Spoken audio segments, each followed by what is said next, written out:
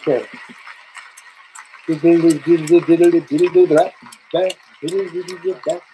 Peter. Yeah. Okay, I had to speed it up to 125. I want to go slower in this I know part. he would have enjoyed that, and I want to just thank Melanie, Anthony, Cheney for being here tonight to be part of Peter's continuing positive impact on public debate in Canada. Thank you guys for being here tonight. Now, knowing Peter as I did, the first thing on his mind at this point in the debate would be when you're stop talking, get this debate underway, get our debaters out here. Come on, get the show on the road. So we're going to do that right now because we have a terrific debate lined up for you this evening. So let's introduce first our pro team arguing for tonight's motion. Be it resolved, what you call political correctness, I call progress. Please welcome to the stage. He's an award-winning writer, scholar, broadcaster on NPR, sports networks across America. Michael Eric Dyson. Michael, Peterson, come on out. Mike Dyson, Michelle Goldberg. Got the Dyson supposed to be out. Michael's debating partner is also an award-winning author. She's a columnist at the New York Times and someone who is going to bring a very distinct and powerful perspective tonight. Michelle Goldberg. Michelle, come on out.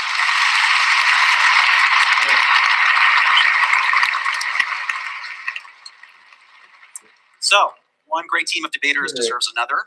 And arguing against our resolution, be it resolved, what you call political correctness, I call progress, is the Emmy Award-winning actor, screenwriter, author, playwright, journalist, poet, and tonight debater, Stephen Fry. Thank you, Stephen. Stephen's teammate is a professor of psychology at the University of Toronto, a YouTube sensation, and the author of the big new international bestseller, 12 Rules for Life. Ladies and gentlemen, Toronto's Jordan Peterson.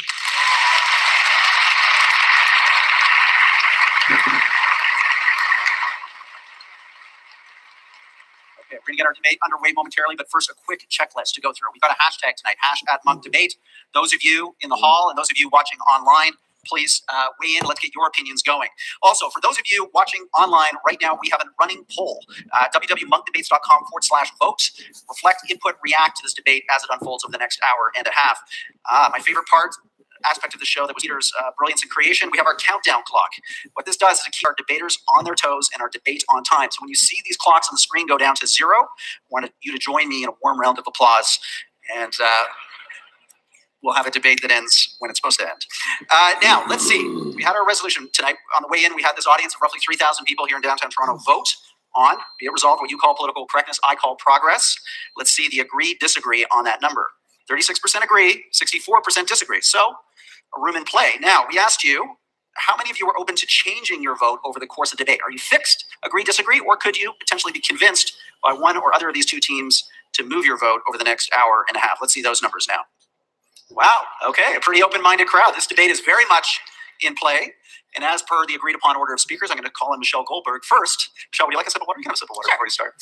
Call in Michelle Goldberg first for her 6 minutes of opening remarks. Michelle. Okay, well, thank you for having me. As record knows, I initially balked a little bit at the resolution that we're debating because there are a lot of things that fall under the rubric of political correctness that I don't call progress. I don't like no platforming or Twitter or trigger warnings.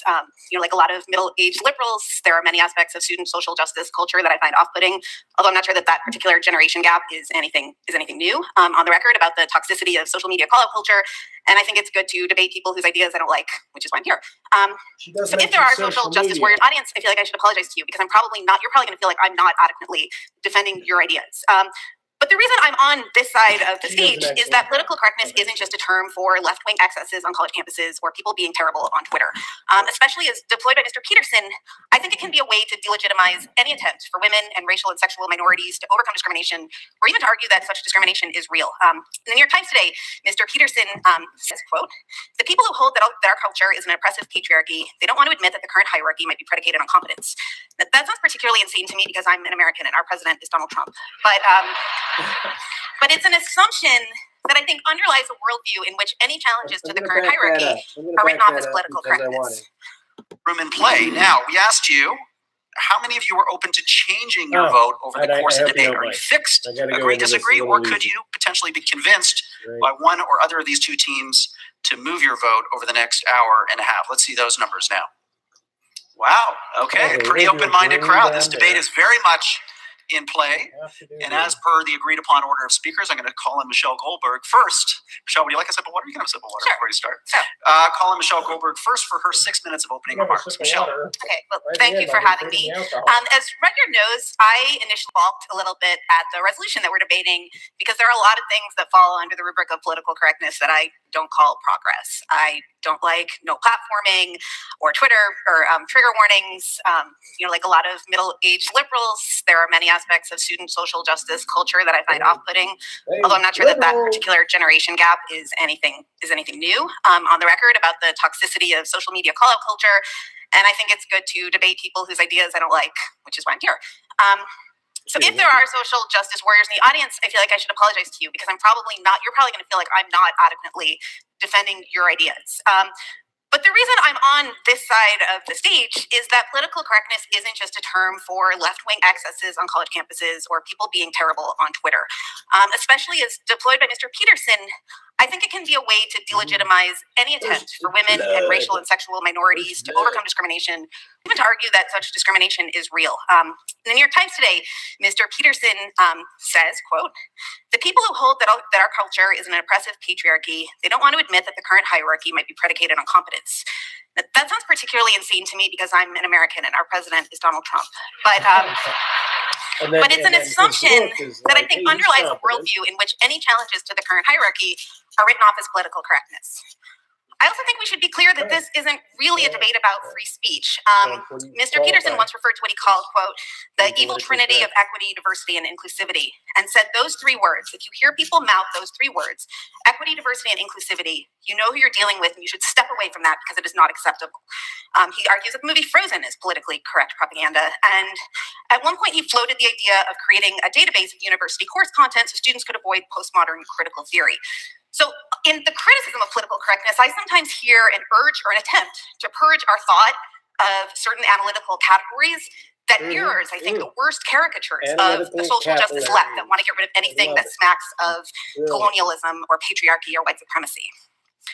I also don't really think we're debating the value of the Enlightenment, at least not in the way that somebody like Mr. Fry, who I think is a champion of Enlightenment values, frames it. The efforts to expand rights and privileges once granted just to landowning white heterosexual men is the Enlightenment, or is very much in keeping with the Enlightenment. To quote a dead white man, John Stuart Mill, the despotism of custom is everywhere the standing hindrance to human advancement. I think that some of our opponents, by contrast, frame challenges to the despotism of custom as politically correct attacks on a transcendent natural order. To quote Mr. Peterson again. Okay, I'm just going to mention right now that the idea of women being suppressed literacy has happened throughout the majority of humanity, right? So, and I'm just throwing that out because there's going to be a tangential theme based on that. Anyway, so I do agree that men by default took on, and white men most often, but not in all cases of literacy, wrote quite a bit, and they're the lion's shares of authors, I believe, are men, not women. So that being said, here we go. And each gender, each sex has its own unfairness to deal with. But to think of it as a consequence of the social structure, it's like, come on, really, what about nature itself? But there's an exception to this because he does believe in social interventions to remedy some kinds of unfairness, which is why in the New York Times he calls for, quote, enforced monogamy to remedy the woes of men who don't get their equal distribution of sex. When it comes to the political correctness debate, we've been exactly here before. Alan Bloom, the author of The Closing of the American Mind, compared the tyranny of feminism in academia to the Khmer Rouge, and he was writing at a time when women accounted for 10% of all college tenured faculty. It's worth looking back at what was considered annoyingly, outrageously politically correct in the 1980s, the last time we had this debate. You know, having to call, or not being able to call indigenous people, quote, Indians, or having to use hyphenated terms, at least in the United States, terms like African Americans. So I just went to my niece's birthday party today, and I was giving her back a gift that I had given her before and taken back that I intended to give back to her because I thought it was too premature at the time. And it took on a peculiar connotation. And yet at the same time, today I gave it back to her And then she told the story about how when I was younger, because my younger brother used to be a long hair, right? And he snipped his hair and he saved it. And so one year I wrapped up his hair and I gave it to him for his birthday. So it's like an Indian gift. Except with the hair case, it's even more profound. It's doubly profound. Adding women or people of color to the Western Civ curriculum, not making gay jokes or using retard as an epithet. And I kind of get it, right? New concepts, new words sort of stick in your throat. The way we're used to talking and thinking seem natural and normal, by definition. And then the new terms, new concepts that have social utility stick, and those that don't fall away. So if you go back to the 1970s, Ms., MS, as an alternative to Miss or Mrs. stuck around, and women with a Y didn't. And I think that someday, or I hope that someday we'll look back and marvel at the idea that gender-neutral pronouns ever seemed like an existential threat to anyone. But I also don't think it's clear that, that might not happen, because if you look around the world right now, there are plenty of places that have indeed dialed back cosmopolitanism and reinstated patriarchy in the name of staving off chaos. And they seem like terrible places to live. I come to you from the United States, which is currently undergoing a monumental attempt to roll back social progress in the name of overcoming political correctness. And as someone who lives there, I assure you, it feels nothing like progress. Thank you. Okay. So in one respect, I really, really appreciate what she's saying, because it's rolling back the capillaries of thinking and the distance people and scholastics have taken people in terms of critical theory. And so just that alone validates her entire concept. Her entire thesis is validated by the idea of recognizing that as much as Jordan Peterson wants the polarization to stop, he himself antagonizes a type of polarization. But that's also for later.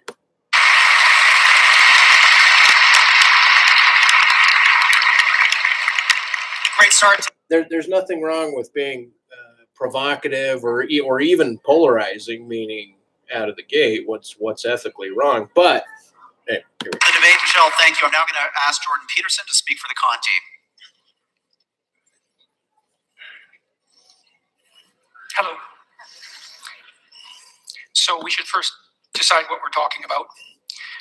We're not talking about my views of political correctness, despite what you might have inferred from the last speaker's comments. This is how it looks to me. We essentially need something approximating a low-resolution grand narrative to unite us. And we need a narrative to unite us because otherwise we don't have peace.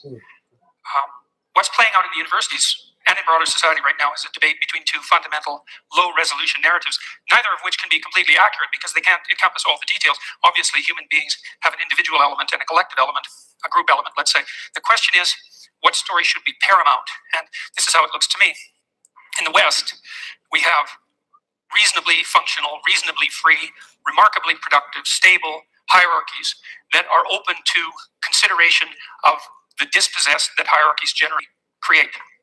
Our societies are freer and functioning more effectively than any societies anywhere else in the world, and than any societies ever have. And as far as I'm concerned, and I think there's good reason to assume this, it's because the fundamental low-resolution grand narrative that we've oriented ourselves around in the West is one of the sovereignty of the individual, and it's predicated on the idea that all things considered, the best way for me to interact with someone else is individual to individual, and to react to that person as if they're both part of the process, because that's the right way of thinking about it, the psychological process by which things we don't understand can yet be explored, and by things that aren't properly organized in our society can be yet set right. The reason we're valuable as individuals, both with regards to our rights and responsibilities, is because that's our essential purpose, and that's our nobility, and that's our function. What's happening, as far as I'm concerned, in the universities in particular, and spreading very rapidly out into the broader world, including the corporate world, much to what should be its chagrin, is a collectivist narrative. And of course, there's some utility in a collectivist narrative because we're all part of groups in different ways. But the collectivist narrative that I regard as politically correct is a strange pastiche of postmodernism and neo-Marxism, and it's fundamental. Boom, postmodernism and neo-Marxism. This is my critique, and you'll notice how less robust his thesis is, right? He simply makes these claims and then scapes the shit out of Derrida. He's been doing it, and postmodernists, with a very cursory understanding of these things. And then if Derrida wrote a book, The Specter of Marxism, right, where basically his thesis is that there is an ongoing effect of post movements, right? And I think as you listen to this debate, you'll notice that Michael Dyson, he brings up a historic narrative, a historic justification, and then he tosses it back and forth with Peterson. It's very, very interesting. But all I know is Peterson, it's like he's developed this two-party fulcrum. Oh, here's Marxism. We're going to say that that's bad, and then we're going to tie it to postmodernism, and we're going to lay it at everybody's feet as if, hey, look, I can measure some one aspect of the world without thinking of what the implications are in order to make his measurements, right? So he's controlling the narrative. People want to ask him or ask him questions to answer them, but why, if he's misquoting Derrida, if he's misunderstanding that the specter of Marxism also reduces to the individual, that we're merely ghosts, right? We're in ghost world. We're in ghost land. We are spirits in the material, if you will, right?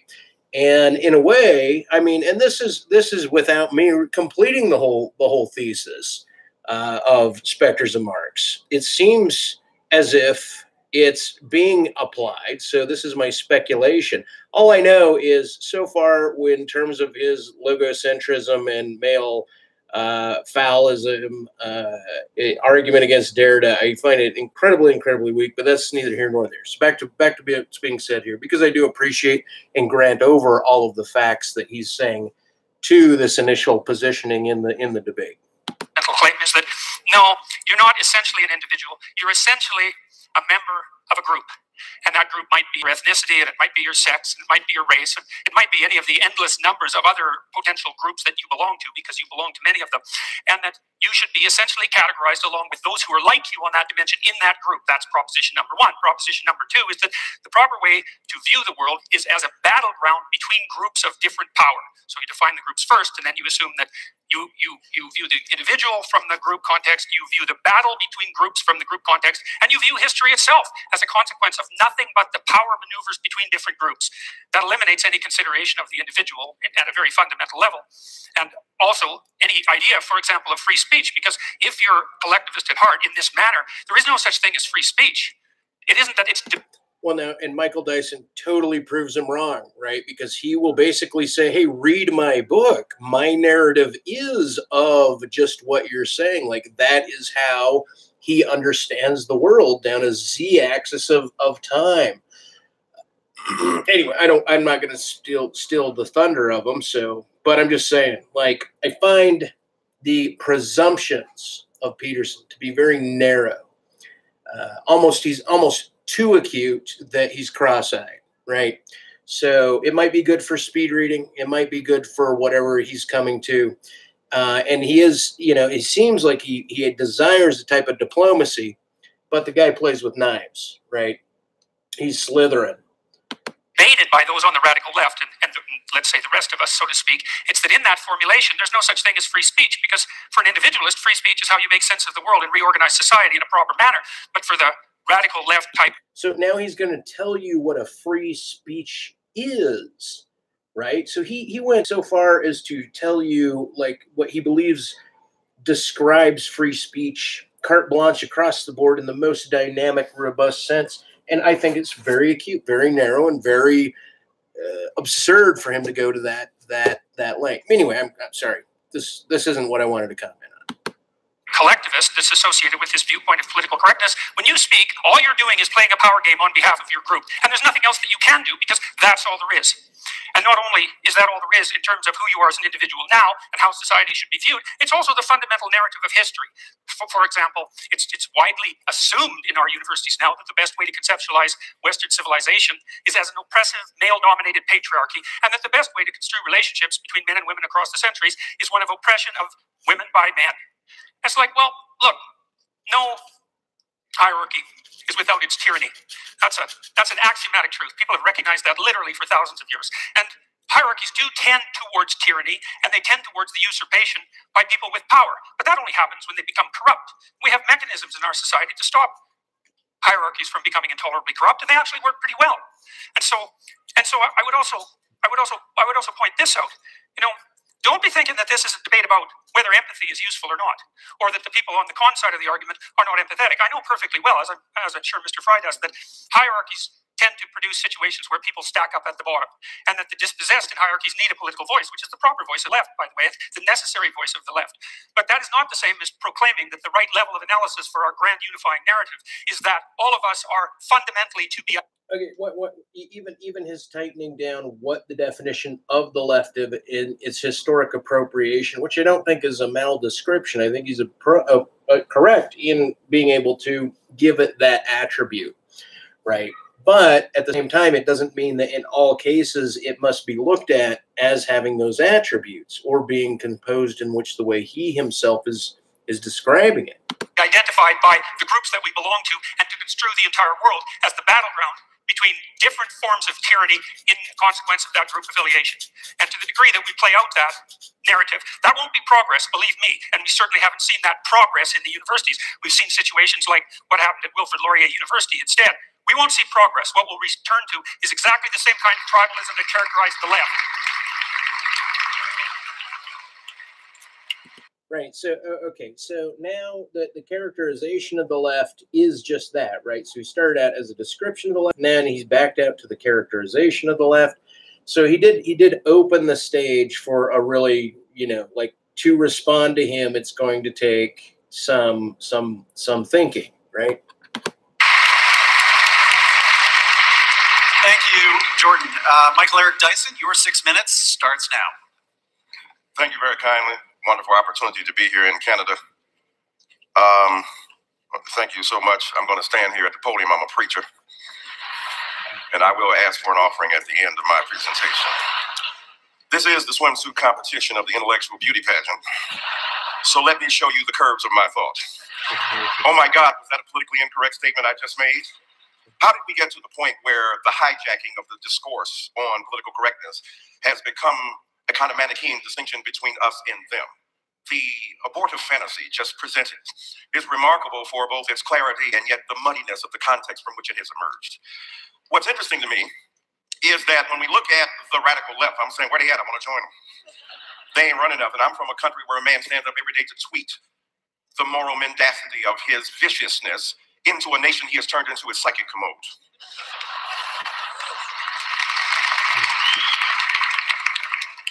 Y'all got Justin, we got Donald.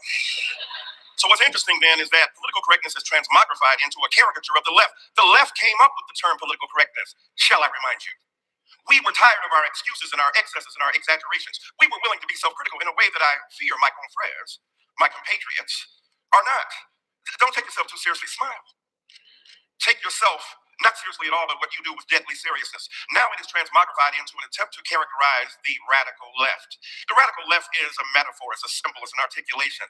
They don't exist, their numbers are too small. I'm on college campuses, I don't see much of them coming. When I hear about identity politics, it amazes me.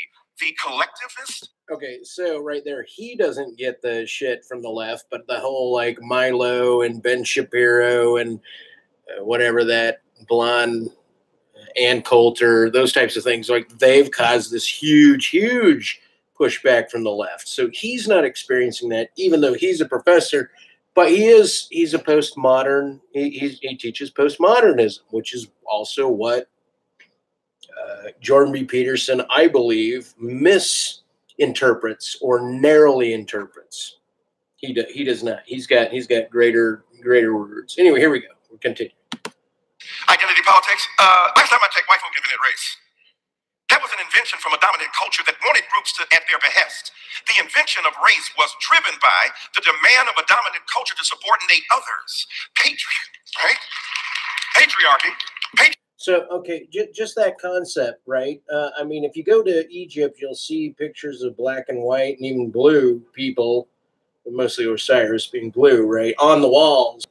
And, brown and all different, anywhere of the natural human tones is painted in Egypt. And because of that, the idea of what he's saying, like, hey, race in one respect is a cultural, historically, see, I almost want to go so far as to say, well, it's empirical, like you sense it with your datum. But then when I think about people that are born amongst a population that is very, very populated with many different tones of people, is different than people that are raised in more of a homogenized racial culture, such that the difference and the distinction in the mixed one is more of an egalitarian approach, right? It's human to human. Hey, we're just trying to get along. We're all following the same rules, sort of thing. So, in one way, I can't agree with what he's saying, and in another way, I agree with his description. I think it's interesting. Patriarchy was the demand of men to have their exclusive vision presented. The beauty of feminism is it's not going to resolve differences between men and women. It just says men don't automatically get the last word. Of course, in my crib, they never did. And so identity politics has been generated as a bête noire of the right, and yet the right doesn't understand the degree to which identity has been foisted upon black people and brown people.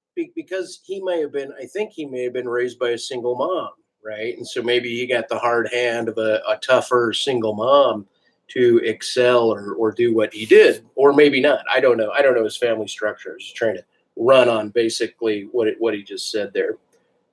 People and people of color from the very beginning on women and trans people. You think that I want to be part of a group that is constantly abhorred by people at Starbucks? I'm minding my own black business.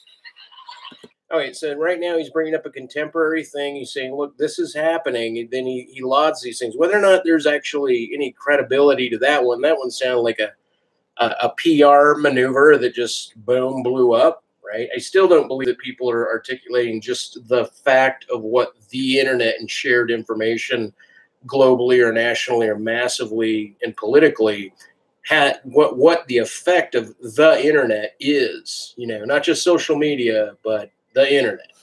But these guys have a greater, different history of how we, So because they're different than me, and I'm feeling like not part moron, I'm still going to shut up and let them talk. This is my commentary, though. So, walking down the street, I have group identity thrust upon me. They don't say, there goes a Negro. Highly intelligent, articulate, verbose, capable of rhetorical fury at the drop of a hat. We should not interrogate him as to the bona fides of his legal status. No, they treat me as part of a group. And the problem is that our friends don't want to acknowledge is that the hegemony, the dominance of that group has been so vicious that it has denied us the opportunity to exist as individuals. Individualism is the characteristic moment in modernity. Mr. Peterson is right. Development of the individual, however, did you see he he's fucking deleting my comments too. He's using his mods. Shit. I guess I have Discord open. Fuck. Okay, I'm turning that. Hey, Josh. Even though it'd be kind of good to go into that, I'm not gonna do it. So here we go. We're back here. Card comes along, introducing knowledge into the phrase, saying that knowledge is based upon a kind of reference to the golden intelligence, the reflective glass that one possesses, and yet it got rooted in the very ground of our existence. So knowledge has fleshly base, and what I'm saying to you, the knowledge that I bring as a person of color makes a difference in my body because I know what people think of me and I know how they respond to me, and that ain't no theory. Am I mad at trigger warnings? The only trigger warning I want is from a cop. Are you about to shoot me? Not funny. In America, where young black people die repeatedly, unarmed, without provocation.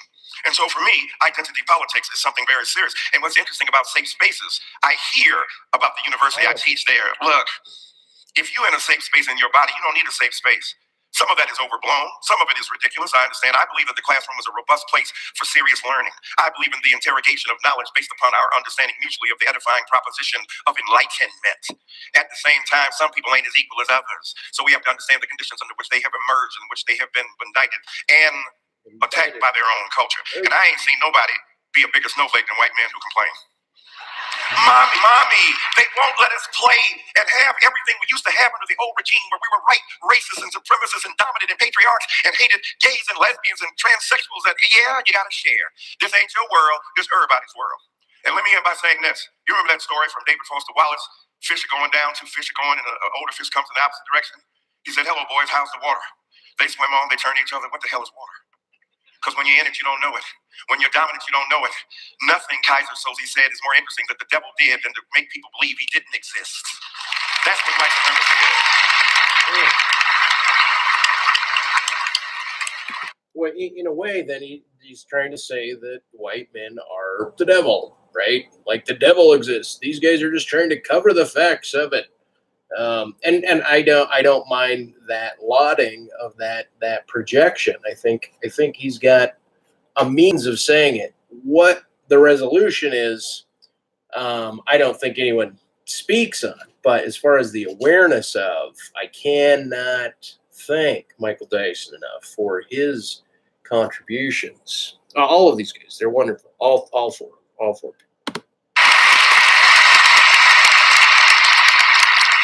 Thank you, Michael. Stephen, you're up. We're going to put 6 minutes on the clock, and please start. Yes, I'll try and be as quick as possible, because if I miss that plane to London, I won't half hear the end of it from the bridegroom's mother. Now, in agreeing to participate in this debate and stand on this side of the argument, I'm fully aware that many people who choose incorrectly, in my view, to see this issue in terms of left and right, devalued and exploded terms, as I think they are, will believe that I am betraying myself in such causes and values that I have espoused over the years. Left, right, exploded terms, right? And I agree with him, because the left and right they're multi-definitional. They're huge. They're also a binary, and the binary itself is thrust into the discourse. That's why I love Fries. He tackles a lot of shit, like with self-caveating, but he's really good at what he does. I've been given huge grief already simply because I'm standing here next to Professor Peterson, which is the very reason that I am standing here in the first place. I'm standing next to someone with whom I have, differences, shall we say, in terms of politics and all kinds of other things, precisely because I think all this has got to stop. This rage, resentment, hostility, intolerance, above all this with us or against us, certainty. A Grand Canyon has opened up in our world. The fissure, the crack, grows wider every day. Neither on each side can hear a word that the other shrieks, and nor do they want to. While these armies and propagandists in the culture wars clash, down below in the enormous space between the two sides, the people of the world try to get on with their lives, alternately baffled, bored, and betrayed by the horrible noises and explosions that echo all around. I think it's time for this toxic, binary, zero-sum madness to stop before we destroy ourselves. I better nail my colors to the mast. See, he's after my own heart, because I believe in true contradiction and the embedding of true contradiction in your thinking. And I think he expresses this so nicely, even though indexing his personality and his sarcasm, I think would be a fun thing to do also at some point. Before I get any further in this, it's only polite to give you a sense of where I come from. All my adult life, I have been what you might call a lefty, a soft lefty, a liberal of the most hand-wringing milksop, milk toast variety. Not a burning man-the-barricade socialist, not even really a progressive worth the name. I've been on marches, but I've never quite dared wave placards or banners. Am I a loathed member of that band, an SJW, a social justice warrior? I don't think highly of social injustice, I have to say, but I character myself mostly as a social justice warrior. My intellectual heroes growing up were Bertrand Russell and G.E. Moore, liberal thinkers, people like that, writers like E.M. Forster. So it's really interesting, right? Even though he's with Jordan P., who's on the right, he's declaring his historic leftism, which is kind of nice. It's like having a I don't know, what do you call it? Like in football, a guard, like a specific guard, like the quarterback's guard or something. Why don't I remember positions in football? I don't know. Believed, and I think I still do believe, in the sanctity of human relations, of the primacy of the heart and friendship and love and common interest. These are more personal, interior beliefs than they are political exterior convictions, more a humanistic version of a religious impulse, I suppose. I trust in humanity. I believe in humanity. I think I do, despite all that has happened in the 40 years of my adulthood. I am soft, and I can easily be swept away by harder hearts and harder intellects. I'm sometimes surprised to be described as an activist, but over time I have energetically involved myself with what you might call causes. I grew up knowing that I was gay. Well, in fact, from the very first I knew I was gay. I remember when I was born looking up and saying, that's the last time I'm going up one of those. I'm Jewish. I'm Jewish, so I have a natural, obvious horror of racism. I want racism, misogyny, homophobia, transphobia, xenophobia, bullying, bigotry, intolerance. Is claiming that one is Jewish is as prevalent and ubiquitous as so many Americans, white people, like to claim that they're part Native American, right? And then you're like, no, not really, or no, you don't have enough to warrant that claim when they do a DNA test or something to that effect. Of all humankind to end. And that's surely a given amongst all of us. The question is how such a golden aim is to be achieved. My ultimate objection to political correctness is not that it combines so much of what I've spent a lifetime loathing and opposing, preachiness, with great respect, piety, self-righteousness, heresy hunting, denunciation, shaming, assertion. Okay, so he said preaching, and then because Michael Dyson had mentioned he was a preacher, and so his comment there, I thought the interplay was nice. Well done. Without evidence, accusation, inquisition, censoring. That's not why I'm incurring the wrath of my fellow liberals by standing on this side of the House. My real objection is that I don't think political correctness works. I want to get to the Golden Hill, but I don't think that's the way to get there. I believe one of the greatest human failings is to prefer to be right than to be effective. And political correctness is always obsessed with how right it is without thinking of how effective it might be. I wouldn't class myself as a classical libertarian, but I do relish transgression, and I deeply and instinctively distrust conformity and orthodoxy. Progress is not achieved by preachers and guardians of morality, but, to paraphrase Yevgeny Zemyatin, by madmen, hermits, heretics, dreamers, rebels, and skeptics. People that know Das, Pook, and Amendum, right? A hermit and the crazy. Sees after my own heart. I may be wrong. I hope to learn this evening. I really do think I may be wrong, but I'm prepared to entertain the possibility that political correctness will bring us more tolerance and a better world. But I'm not sure. And I would like this quotation from my hero Bertrand Russell to hover over. But before he does, notice that he prefaced this statement by saying, my opinion about political correctness, right? Because at the end, Jordan B. Peterson is whining like a big baby that no one's addressing his political correctness question. Over the evening, one of the painful things about our time is that those who feel certainty are stupid, and those with any imagination and understanding are filled with doubt and indecision. Let doubt prevail.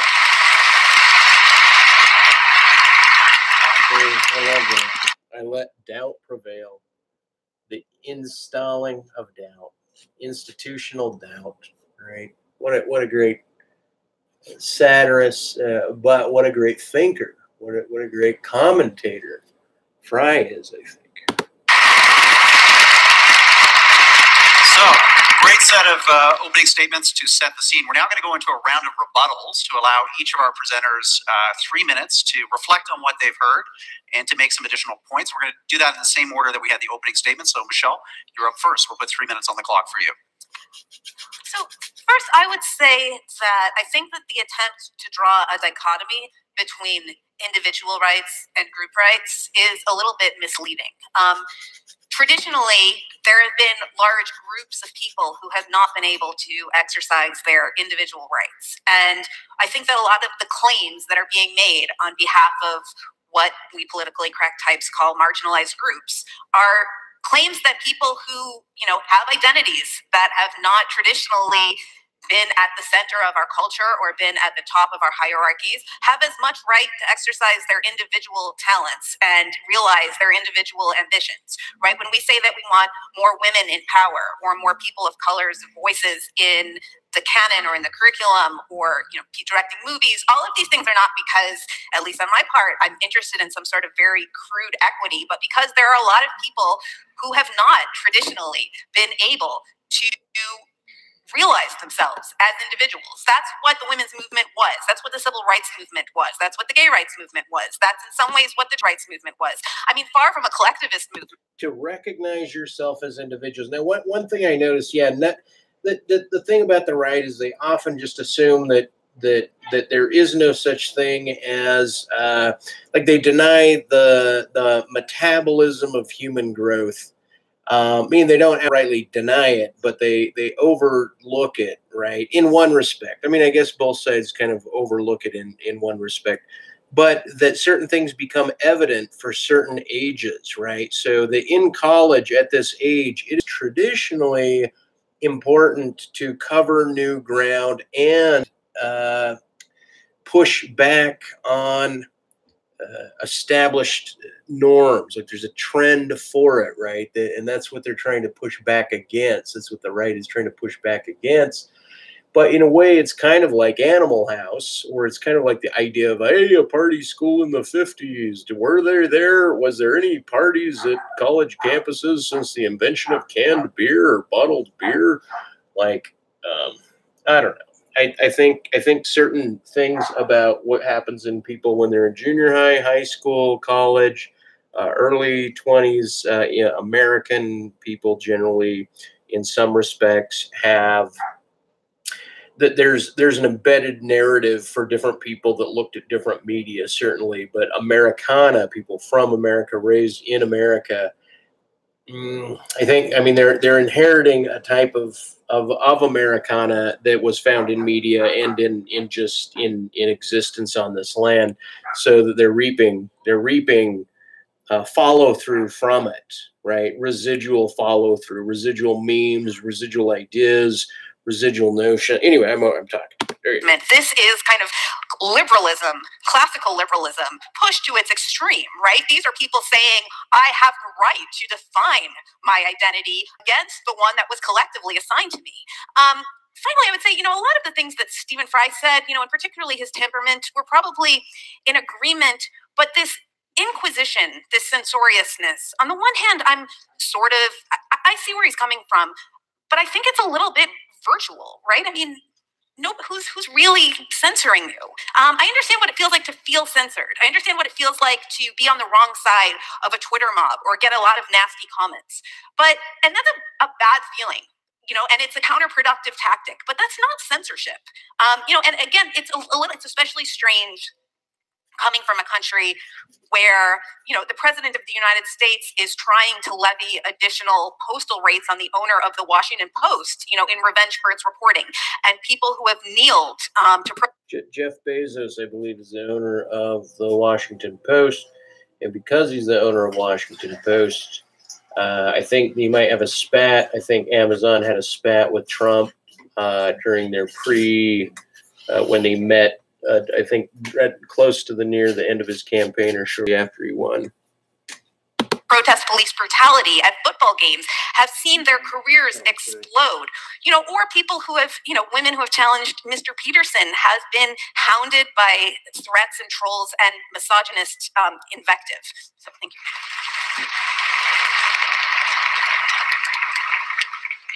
Jordan, we're going to have 3 minutes up on the screen there. Please respond to what you've heard. Yeah, Jordan. Well, I guess I would like to set out a challenge in somewhat the same format as Mr. Fry did to people on the moderate left. I mean, I've studied totalitarianism for a very long time, both on the... I have studied totalitarian. Okay, so he gets a pass because he's a clinical psychologist who, as a sideline hobby, studies totalitarianism. So now he's going to bring his hobby of study, nothing that he's...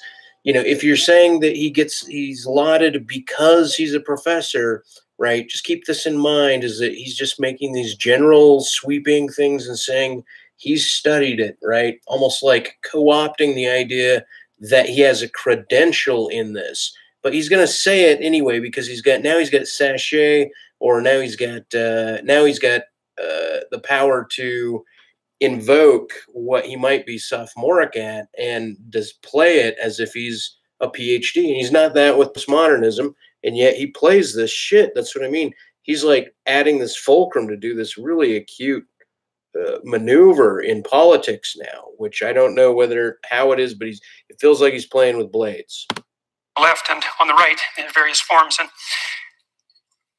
I think we've done a pretty decent job of determining when right-wing beliefs become dangerous. I think that they become dangerous when people who stand on the right evoke notions of racial superiority or ethnic superiority, something like that. It's fairly easy to draw a box around them and place them to one side and necessary. And I think we've done a pretty good job of that. What I fail to see happening on the left, and this is with regards to the sensible left, because such a thing exists, is for the same thing to happen with regards to the radical leftists. Okay, so here's an open question.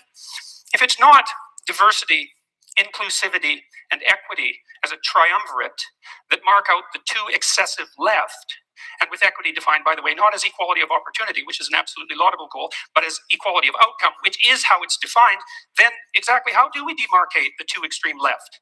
What do? We say, well, there's no such thing as the two extreme left? Well, that's certainly something that characterized much of intellectual thinking for the 20th century, as our high-order intellectuals, especially in places like France, did everything they could to bend over backwards to ignore absolutely everything that was happening in the catastrophic left world, in the Soviet Union and in Maoist China, not least. We've done a terrible job of determining how to demarcate what's useful from the left from what's pathological. And so it's perfectly okay for someone to criticize my attempts to identify. He might call Sartre pathological. He might call William Burroughs pathological. Not that he's continental, but that the thing it's absurd that, like, in a way, and he gets addressed by this by Michelle Goldberg in a respect that he's over. Yeah, shit. Okay, I'll just wait. I don't want to steal myself. Something like a boundary, we could say diversity, inclusivity, and equity, especially equity, which is in fact equality of outcome, which is an absolutely abhorrent notion. If you know anything about history, you know that. And I'm perfectly willing to hear some reasonable alternatives. But what I hear continually from people on the left, first of all, as my opponents did, to construe every argument that is possibly able to be construed on the axis of group identification, and to fail to help the rest of us differentiate the reasonable left, which stands for the oppressed, necessarily, from the pathological left that's capable of unbelievable destruction. And what I see happening in the university campuses in particular, where the leftists absolutely predominate, and that's certainly not my imagination, that's well documented by perfectly reasonable people like Jonathan Haidt, is an absolute failure to make precisely that distinction. And I see the same thing echoed tonight. Thank you.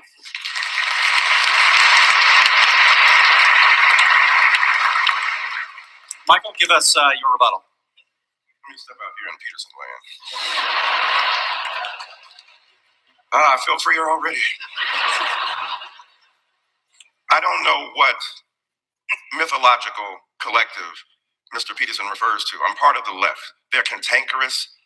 When they have a firing squad, it's usually in a semicircle. Part of the skepticism of rationality was predicated upon the Enlightenment Project, which says we're no longer going to be subordinate to skepticism, to superstition. We're going to think, and we're going to think well. Thomas Jefferson was one of the great arbiters of rationality, but he was also a man who was a slave owner. How do you reconcile that? That's the complication I'm speaking about. That's not either or. That's not a collective identity. Thomas Jefferson believed in a collective identity. That is during the day. It is a contradiction, and it is a hypocrisy that his movement, his thrush, his wish was not for himself to have the opportunity for his abuse, but he had the abuse nonetheless in terms of having kids and whatnot. It'd be interesting to speak on the, if somebody created like a fictional narrative of the love that Thomas Jefferson had for the mothers, slave mothers that he impregnated with. At night, he got some Luther Vandross songs, went out to the slave quarter, and engaged in sexual relations and had many children with Sally Hemings. His loins trumped his logic. And when he talks about postmodernism, I don't know who he's talking about. I teach postmodernism. It's kind of fun. Jacques Derrida, just to say his name is beautiful. Michel Foucault. Michel Foucault talked about the insurrection of subjugated knowledges. People who had been marginalized now begin to speak. The subaltern, as Gayatri Spivak talks about it in post-colonial theory. The reason these people grew up and grew into existence and had a voice is because they were denied. As Ms. Goldberg said, our group identity was foisted upon us. We were not seen as individuals. Babe Ruth, when he broke the home run record, he didn't bat against all best ball players. He batted against the best white ball players. When it's been rigged in your favor from the very beginning, it's hard for you to understand how much you've been rigged. You're born on third base, think you hit a triple at the Toronto Blue Jays game. And here we are deriving our sense of identity from the very culture that we ignore. Look at the indigenous names and the First Nation names: Toronto, Saskatchewan, Winnipeg, Tim Hortons. But I'll tell you, there's an envy of the kind of freedom and liberty that people of color and other minorities bring because we bring the depth of knowledge in our body. There's a kind of jealousy of that. As the greatest living Canadian philosopher, Aubrey Drake Graham, says, Jealousy is just love and hate at the same time. And so for me, I think it's necessary. I agree with Mr. Fry. We shouldn't be nasty and combative. And yet I don't see nastiness and combativeness from people. I see them making a desire to have their individual identities respected. When I get shot down for no other reason than I'm black, when I get categorized for no other reason than my color, I am living in a culture that refuses to see me as a great individual.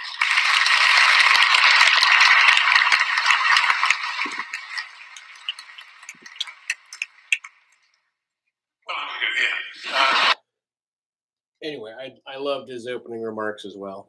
I almost want to take a break because I got to pee. So I'm going to do that. And so I will do that, and I'll be back very soon.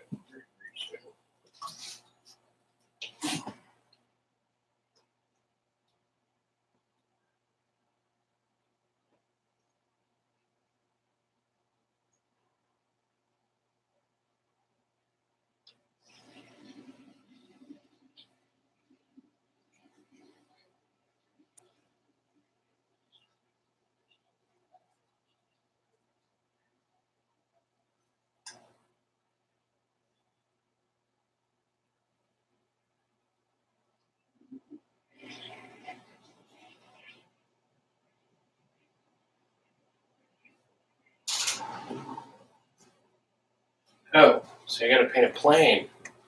So here, I'm going to put this back this way. Work on this plane. Shit. Okay, hang on. Okay, here we go. It's interesting to hear that there really doesn't seem to be a problem, but yet I think we all instinctively know that there is some kind of problem. There isn't censorship. Of course not in the way that there is in Russia. I've been to Russia. I faced off with a deeply homophobic... I've been to Ukraine, and man, it's a rough racket. Unpleasant man, and there's political correctness in Russia. It's just political correctness on the right, and that's what I grew up with. Political correctness, which meant that you couldn't say certain things on television. You couldn't say fuck, for example, on television, because it was incorrect to do so. And as always, the same reason was that someone would appear and say, I'm not shocked. Oh, of course, no, I'm not shocked. I'm not offended. I'm offended on behalf of others, young, impressionable, plastic minds, the vulnerable. And that's not good enough. It's so often people are saying, you see, I don't mind being called a faggot or a kike or whatever, or a mad person because I've got mental health issues. I don't mind people insulting me. And people say, it's all right for you, Stephen, because you know you're strong. Well, I don't feel particularly strong, and I don't know that I like being called a faggot and a kike particularly, but I don't believe that the advances in my culture that have allowed me to marry, as I have now been for 3 years to someone of my gender, I don't believe they are a result of political correctness. And maybe political correctness is actually just some sort of live trout that the harder we squeeze it, the further it goes away. And you will be saying, I'm not talking about political correctness, you're talking about social justice, with which I agree with, whether you want to call it identity politics or the history of your people, the history of my people were slaves as well. Both the British were slaves of Romans and the Jews were slaves of the Egyptians. All human beings have been slaves at some point, and we all, in that sense, share that knowledge of how important it is to speak up. But Russell Means, who was a... Okay, at that point, I'm like, I was fully in full agreement. Like, wow, yeah, what a great commentary on the equality of slaves around the world. A friend of mine who was the one who founded the American Indian movement, he said, oh, for God's sake, call me an Indian or a Lakota Sioux or Russell. I don't care what you call me. It's how we're treated that matters. And so I'm really addressing a more popular idea. Also, actually, in Barrow, Alaska, and Inupiat said, call me an Eskimo. It's obviously easier for you because you keep mispronouncing Inupiat. In other words, be kind and be nice and so forth. And I run antagonistic to that. I'm not always kind and nice, but because I learned from some of the best meanies out there. Words do matter. I'll just end with a quick story. Gay rights came about in England. We slowly and persistently knocked on the door of people in power. We didn't shout, we didn't scream. People like Ian McKellen eventually got to see the Prime Minister. And when the Queen signed in the royal assent, as she has to, for the bill allowing equality of marriage, she said, Lord, you know, I couldn't imagine this in 1953. Really is extraordinary, isn't it? Just wonderful. And handed it over.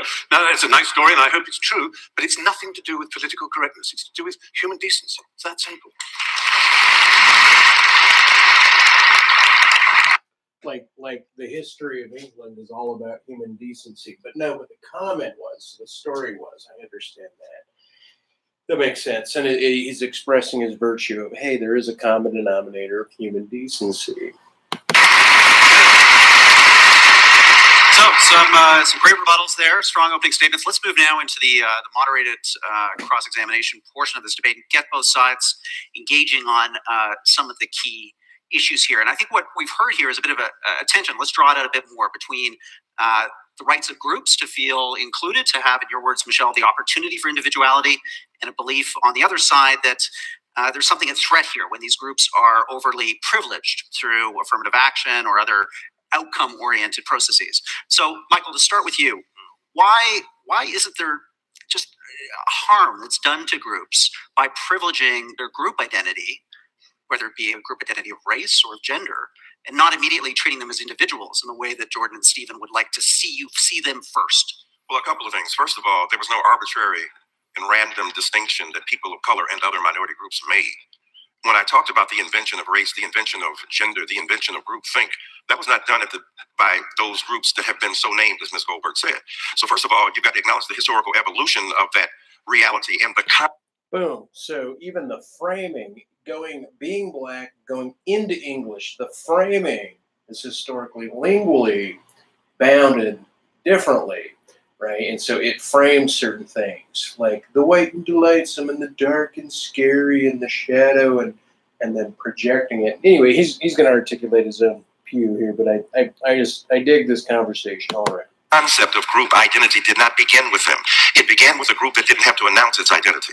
When you are in control, you don't have to announce who you are. So that many white brothers and sisters don't see themselves as one among many other ethnicities or groups. What they see themselves as, I'm just American, I'm Canadian. Can't you be like us? Can't you transcend those narrow group identifications? And yet, those group identifications have been imprinted upon them by the very people who now, because their group power has been challenged. Let's make no mistake about it, there's a challenge. I agree with Mr. Fry in a kind of Netherland of how sweet it would be to have a kingly and queenly metaphor about how it got resolved. That ain't the real deal, homie. And in the real world, Right. Okay, so now he's guilty of making a ubiquitous claim about the real world and the whole world, which will get, but it is interesting that he's like making that distinction, like boom, right? He's dropping that bomb, like that's Neverland. And, but it doesn't overshadow Fry's later distinction about the gentlemanly aspect of debate, or he refers to something later on about, the whole, like, being the bester of your angels or something. And in the real world, there's stuff at stake. What's at stake are bodies. What's at stake are people's lives. What's at stake? People are still being lynched, killed. What's at stake? People, because of their sexuality and their racial identity, are still being harmed. So I'm suggesting to you, it's not that we are against being treated as individuals. That's what we're crying for. Please don't see me as a member of a group that you think is a thug, a nigger, a nihilist, a pathological person. See me as an individual who embodies the realities we are. But I'll end by saying this. What Michelle said is extremely important. The people who have individual rights did not have to fight for them in the same manner that people of color and others have had to. When Mr. Fry talked about enslavement, he named them. Read Orlando Patterson's comparative history of race and slavery over 28 civilizations. The Greeks did not have the same kind of slavery that Americans did. It was chattel slavery. In Greece, you could buy back your freedom. You could teach the children of the people who enslaved you, and because of your display of prodigious intellect, you could secure your freedom. That was not the case. You were punished and killed for literacy in America. So my point simply is this. Boom. That fact alone, right? You were punished severely for literacy. This is part and parcel why I wanted to do the commentary on this. And we're at 52-53 right now, right? Because for the remainder of this whole thing, it's a back and forth of him mentioning that, right, as a grand, like, z-axis. And I say z-axis meaning the axis of time, right? If you look at, like, okay, we're going to talk about historic to future narratives. I call those z-axis narratives. Everything else, the x and y axis, that's the present, right? Maybe y is empiricism and x is ontology or something to that effect. Your being and your witness of your being, right? It's all of everything that's considered current, right? So the right, you'll notice, will argue to, hey, let's get this up to currency. Jordan Peterson, he reduces it down to the individual, and then he'll make his argument, make his claim as a white guy relative to his own positioning in the universe. And yet at the same time, Dyson will want him to disclose that he articulated the idea that a whole class of people, a black class of people, were whipped down, beaten, were subjugated because of their literacy, right? And so that shows a predominance of, hey, just remember the people you're dealing with going down through tradition. They're white folk, and they're historically in the United States beat you down for being intelligent, right? And so that could be a meme that's transferred from like, hey, just be prepared of the tactics of this particular out group, right? Anyway, but on the meantime, on the other side, it's like, oh yeah, we've all been slaves. But okay, here we go. Is that I am all for the celebration of broader identities. And I think that often those who are minorities and others are not celebrated for the degree that we are inviting this. In America, we have the Confederate flag. I don't know if y'all are familiar with that. We have a Confederate flag. We have white guys, mostly, in the South, but others as well, flying those Confederate flags that are part of the South that refused to cede its legitimate conquest at the hands of the North. There has been a politics of resentment. You talk about politics of identity, wearing that flag, not the American flag. They are not American. They are celebrating a secession, a move away from America. And a man named Colin Kaepernick, who is a football player, saying, I want to bring beauty to that flag, has been denied opportunity. So we have to really set the... Okay, I don't know what that means. By him bowing to the flag of that which is secessionist, and he's making a parallel to the activities of Colin Kaepernick. Either I'm naive to what Colin Kaepernick said were his motives, or what he believes the motives are and how he's connecting the two. I do notice, though, with all of these folks, they're very good at mentioning they'll mention two words even mistakenly together, and I'll try to catch where Jordan Peterson does this doubling of words to in a way gaslight the audience, or anyway he does it when he's referring to history, almost like history and that which is hypothetical or something to that effect. Terms of debate in order before we proceed. Take a minute. Jordan, let's have you jump in on this idea of what you see as the pernicious danger of groupthink when it comes to ethnicity, when it comes to gender. Why do you think that's one of the primal sins, in your view, of political correctness? Well, I think it's one of the primal sins of identity politics players on the left and the right, just to be clear about that. Personally, since this has got personal at times, I'm no fan of the identitarian right. I think that anybody who plays a game, a conceptual game where group identity comes first and foremost, risks an exacerbation of tribalism. It doesn't matter whether it's on the left or the right. With regards to the idea of group rights, well, there's a fundamental, and this is something we've fallen into terribly in Canada, not least because we had to contend with the threat of Quebec separatism. But the idea of group rights is extraordinarily problematic because the obverse of the coin of individual rights is individual responsibilities. And you can hold an individual responsible, and an individual can be responsible. And so that's partly why individuals have rights. But groups, how do you hold a group responsible? I mean, the whole idea it's not a good idea to hold a group responsible. First of all, it flies in the face of the idea of the sort of justice systems that we've laid out in the West that are essentially predicated first on the assumption of individual innocence, but also on the possibility of individual guilt, not group guilt. We saw what happened in the 20th century many, many times when the idea of group guilt was enabled to get a foothold, let's say, in the polity and in the justice system. It was absolutely catastrophic. And so, okay, fine, group rights. Well, how are you going to contend with the alternative to that, the opposite of that? Where's the group responsibility? How are you going to hold your groups responsible? Well, we don't have to talk about that because we're too concerned with rectifying historical injustices, hypothetical and otherwise. And that's certainly not to say that there weren't any shortage of absolutely catastrophic historic. I believe I personally am guilty of violating group responsibility for all classes of cases that I'm in. There's some where I'm less than ethical about my weighting in them. Weight as in weight, not weight as in time. Injustices. That's not the point. The point is how you view the situation at the most fundamental level. And group rights are an absolute catastrophe, in my opinion. But Michelle, come in on that point. This is something you've written about. The idea that, in identity politics, the identity of the group is absolutely a valid part of the discourse, and individuals could and should be seen and participate in groups as they enter into the civic space. I'm not sure that we necessarily have to analogize from individual, the opposite of individual rights is individual responsibility. I'm sure that that analogy necessarily holds for the groups. I mean, in the United States, and one of the things that I think is complicated about this discussion is that we're talking about three very different cultural contexts, three different histories, three different kind of legal regimes. But in the United States, a huge part of our politics has been groups struggling for rights for their individual members, right? I mean, so women in the United States, seeking the right to reproductive control of their body. African Americans in the United States seeking redress from police brutality or discrimination, or simply the kind of tendency in America of white people to call the police whenever they see an African American in a place where they don't think that they're supposed to be. And I don't see how you can contend with any of those social problems if you see society as just an ocean of atomized individuals. And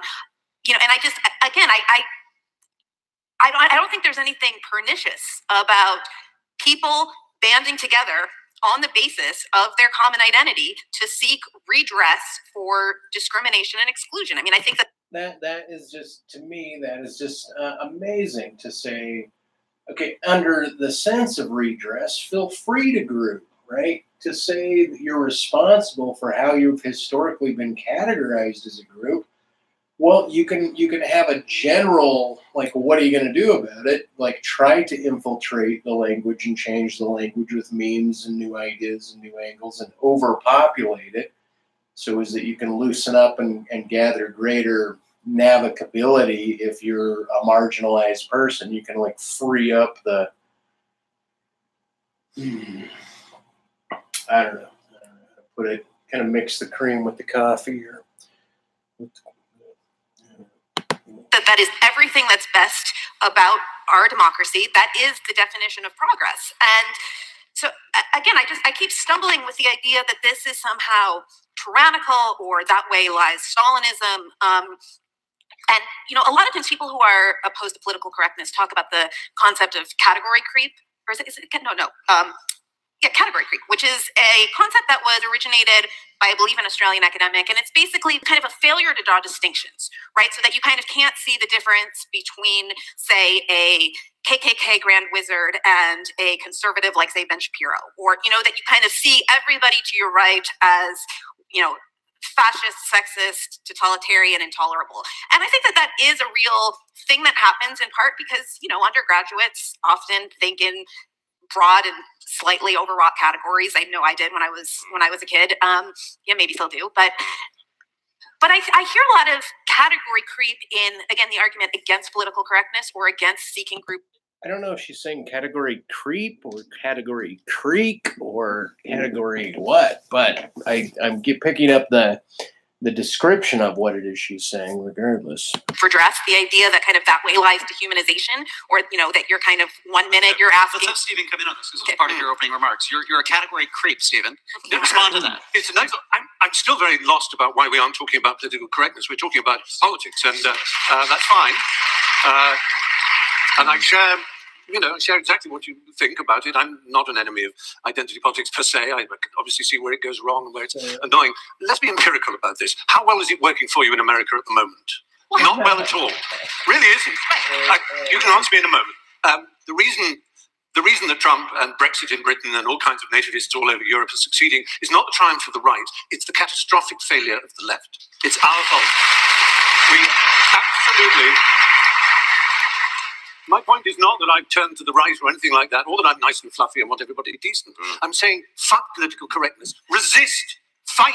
If you have a point of view, fight it in the proper manner, using democracy as it should be, not channels of education, not language. It's so silly. There's a chess rule, In chess, the best move to play in chess is not the best chess move. It's the move your opponent least wants you to play. At the moment, you're being recruiting sergeants for the right by annoying and upsetting, and instead of fighting, either fighting or persuading. But political correctness is a middle course that simply doesn't work. Okay, that is interesting that he moved it right back there and he pointed out to the failures. I don't fully agree with him about his description, but it is nice that he made it contemporaneous in terms of how he shifted it back to the present. and to make it like, well, how is it working? Like, but she had already defaulted like, well, where Trump is president, right? Already showing he's the pinnacle of that which is damaging, and he's just elucidating it and then saying this is a problem with the left. And it's not like, it is a political statement that he is making about what ended up happening in terms of elections, but also what ended up not happening in terms of allowing sophisticated leftist critical discourse, I guess, become part of, instead of a slow release into the public. Academia still holds to this like priestly information should be paid for, move up in academia so you can teach things to a smaller crowd. And it's not really comporting to, you know, like the opposite of China nabbing all intellectual property, right? The same thing I think Schwartzman was trying to do, like release all academic papers to the world, please, boom, right? Like patent release would do, or like intellectual property release should have some sort of retention goal for capitalism, as long as capitalism is around, provided that, you know, whether it's indefinite or not. And then, yeah, so I don't necessarily think that their description is like, I believe so much is dependent on the import of media and getting on to trends, but there is a type of retention, and maybe academia doesn't want to release it. Leftist academia hypocritically wants to be rightist in terms of its maintenance of capitalism.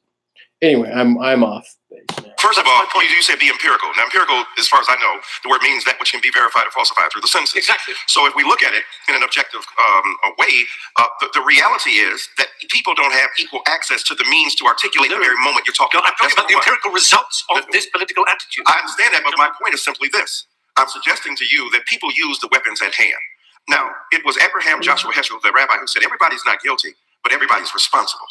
Right? That's a distinction there. Everybody clearly is not guilty. But okay, now, this is the first time I heard him say use the weapons at hand, as if he's being positive, but in a way that at that point that allows Jordan to bring out the blades and show his harsh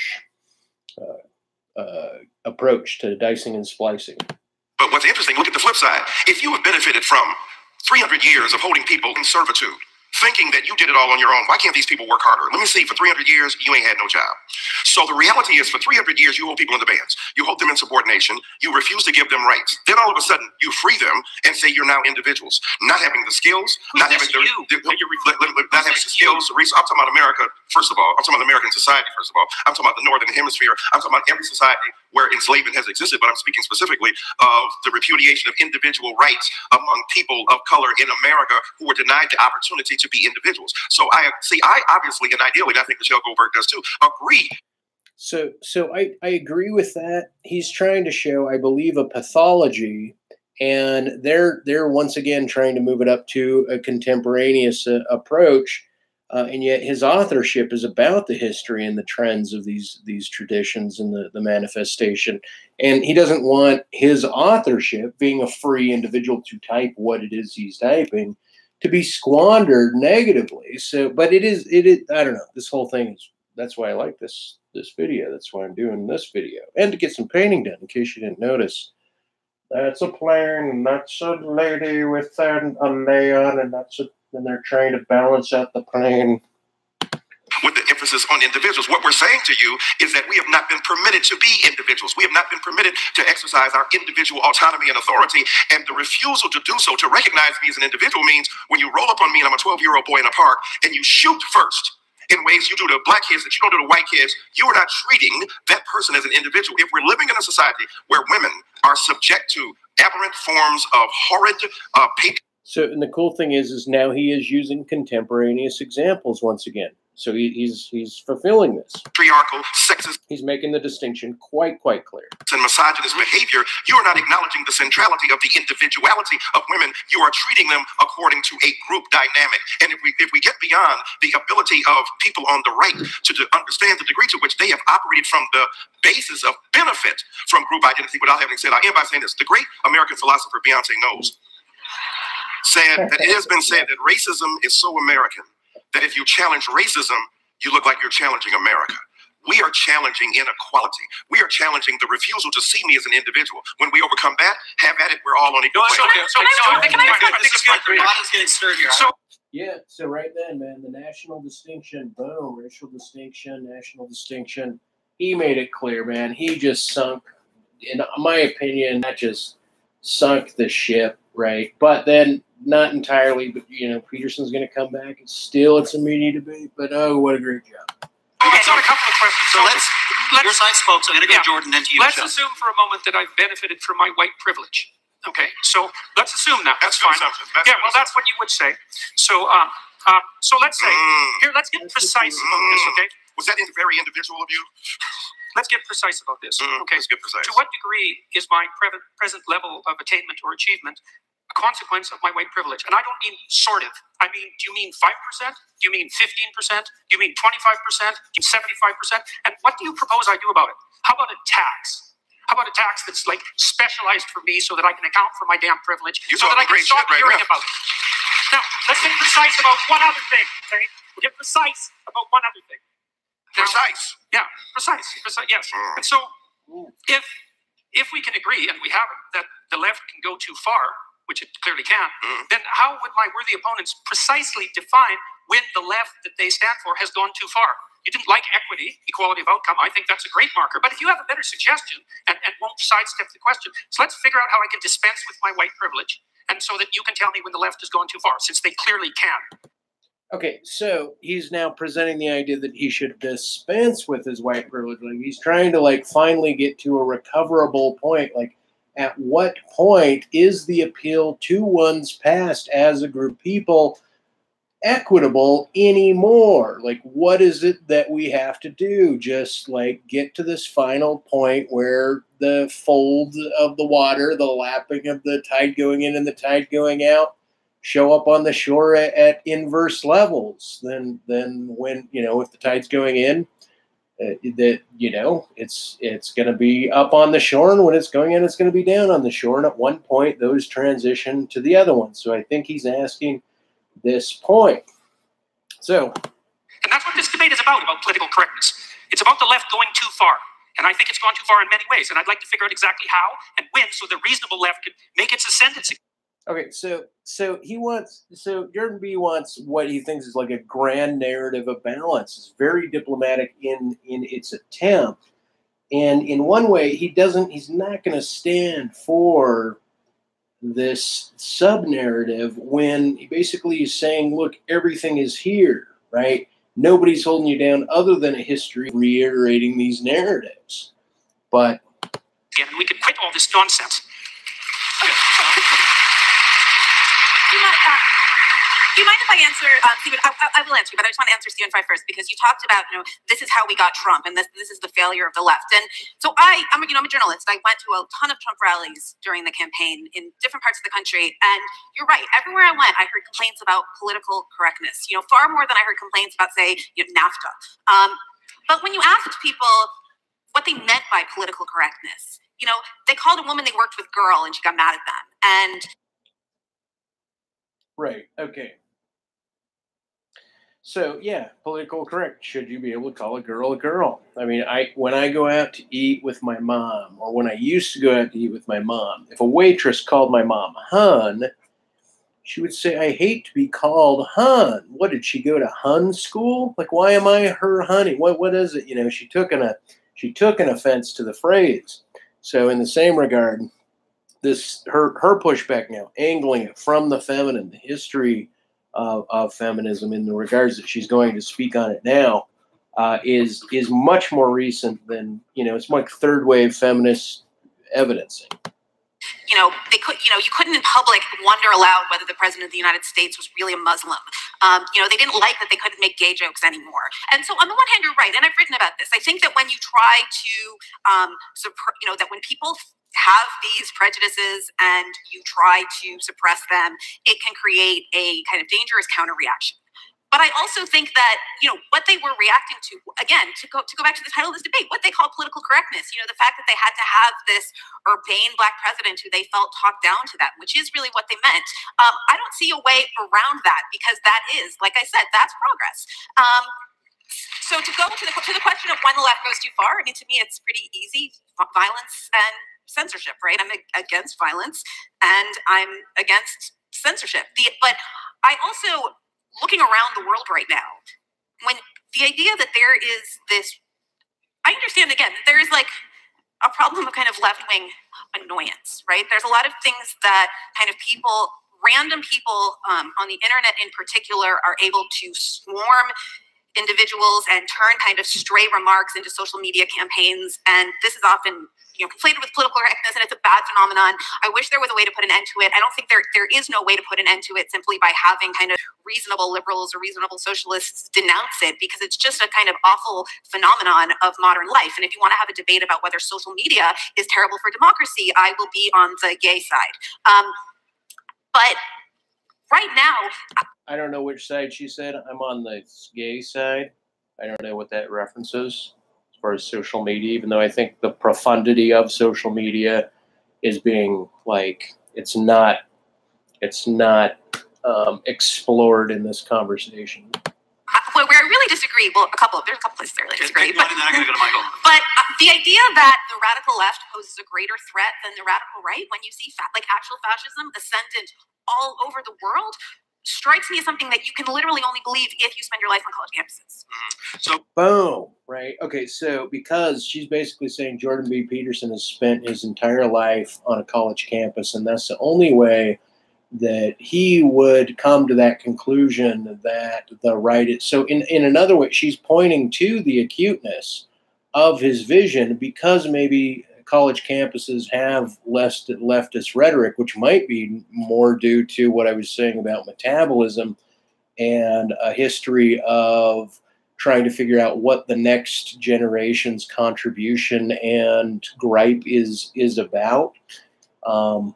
Because we have had an ongoing war. It's not like the Vietnam War where it's protested. It's highly, highly dilated. It's ongoing. It's global now. Internet's global. It's not punctuated. There's not a front end and a back end of the war. It's just ongoing war, right? So it's and the Soviet bloc, right? Like, those people are reduced to a very small modicum of personalized expression. I mean, in a weird way, or socialized expression. And I'm not. I don't know. Maybe I'm wrong. Maybe I'm wrong in saying that. They're more stateless in Ukraine, and yet they're more conformed at the same time. So they have modern mafia rogue police elements in both the Soviet Union and in Ukraine and a lot of the Eastern Bloc. So that's my conclusion on that. Mike, I want to come to you on Jordan's point about how does he, in a sense, get an equal voice in this debate back if it is implied that his participation brings with it this baggage of white privilege that doesn't allow him to see clearly the issues that are before us. But that is to be complicit in the very problem itself terminologically. You're beginning at a point that's already productive and controversial. You're saying, how can he get his equality back? Who are you talking about? Jordan right. Peterson, trending #1 on Twitter? Jordan Peterson? He wants his equality back? This individual wants his equality back? I mean, look, he just slams it back. International bestseller? I want him to tweet something out about me in my book. Jordan Peterson, right?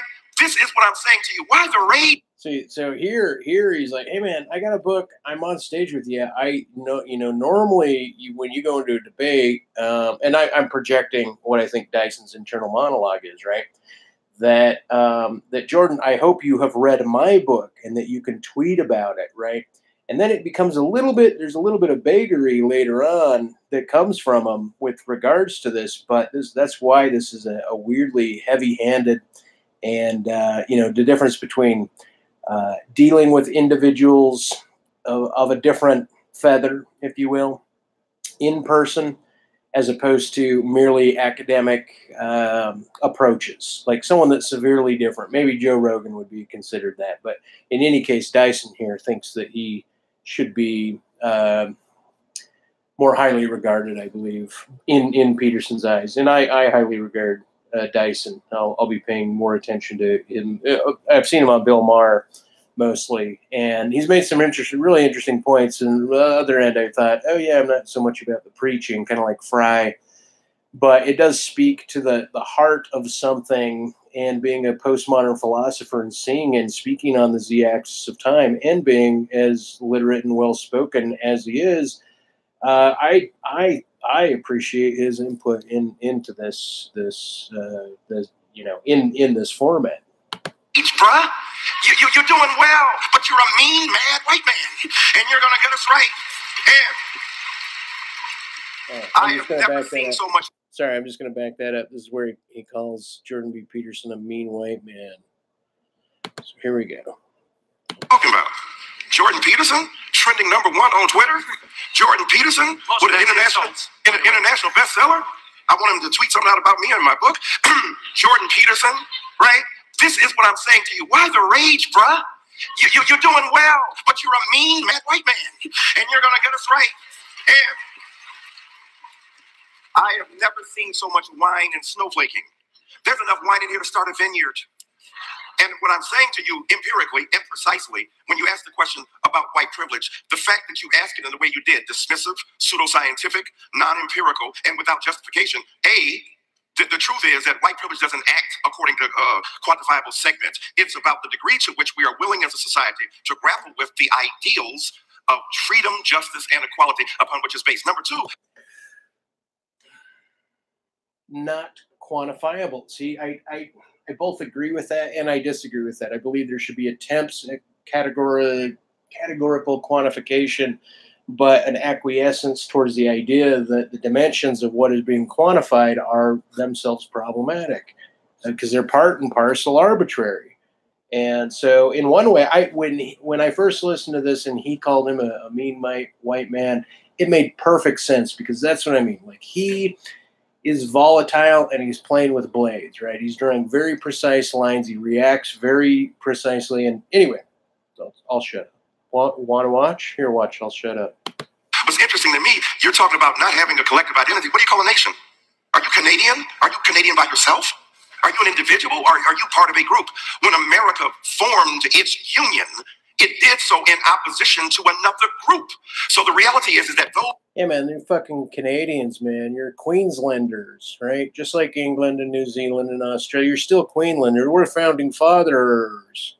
But whatever, here we go. Those who are part of group identities in politics deny the legitimacy and validity of those groups and the fact that they have been created thusly and then have resentment against others. All I'm asking for is the opportunity. The quotation you talk about, the difference between equality of outcome and equality of opportunity, that's a staid and retried argument, hackneyed phrase derived from the halcyon days of the debate over affirmative action.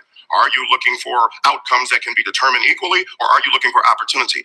If you free a person after a whole long time of oppression and say now you are free to survive, if you have no skills, if you have no quantifiable means of existence, what you have done is liberated them into oppression. And all I'm suggesting to you, Lyndon Baines Johnson, one of our great presidents, said, if you start a man in a race 100 years behind, it is awfully difficult to catch up. So I don't think Jordan Peterson is suffering from anything except an exaggerated sense of entitlement and resentment, and his own privilege is invisible to him, and it's manifest with lethal intensity and ferocity right here on stage.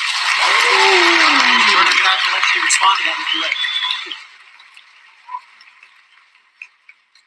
Well, what I derive from that series of rebuttals, let's say, is twofold. The first is that saying that the radical left goes too far when they engage in violence is not a sufficient response by any stretch of the imagination, because there are sets of ideas in radical leftist thinking that led to the catastrophes of the 20th century, and that was at the level of idea, not at the level of violent action. It's a very straightforward thing to say you're against violence. It's like being against poverty. It's like, generically speaking, decent people are against poverty and violence. It doesn't address the issue in the least. And with regards to my privilege or lack thereof, I mean, I'm not making the case that I haven't had advantages in my life and disadvantages in my life like most people. You don't know anything about my background or where I came from. It doesn't matter to you because fundamentally I'm a mean white man. That's a hell of a thing to say in a debate. Boom, boom. Like, way to make me now about your racial divide. Right? I mean, it's stinging right there. Back at him. So it is a good back and forth, like a volley. There'll be more volleying.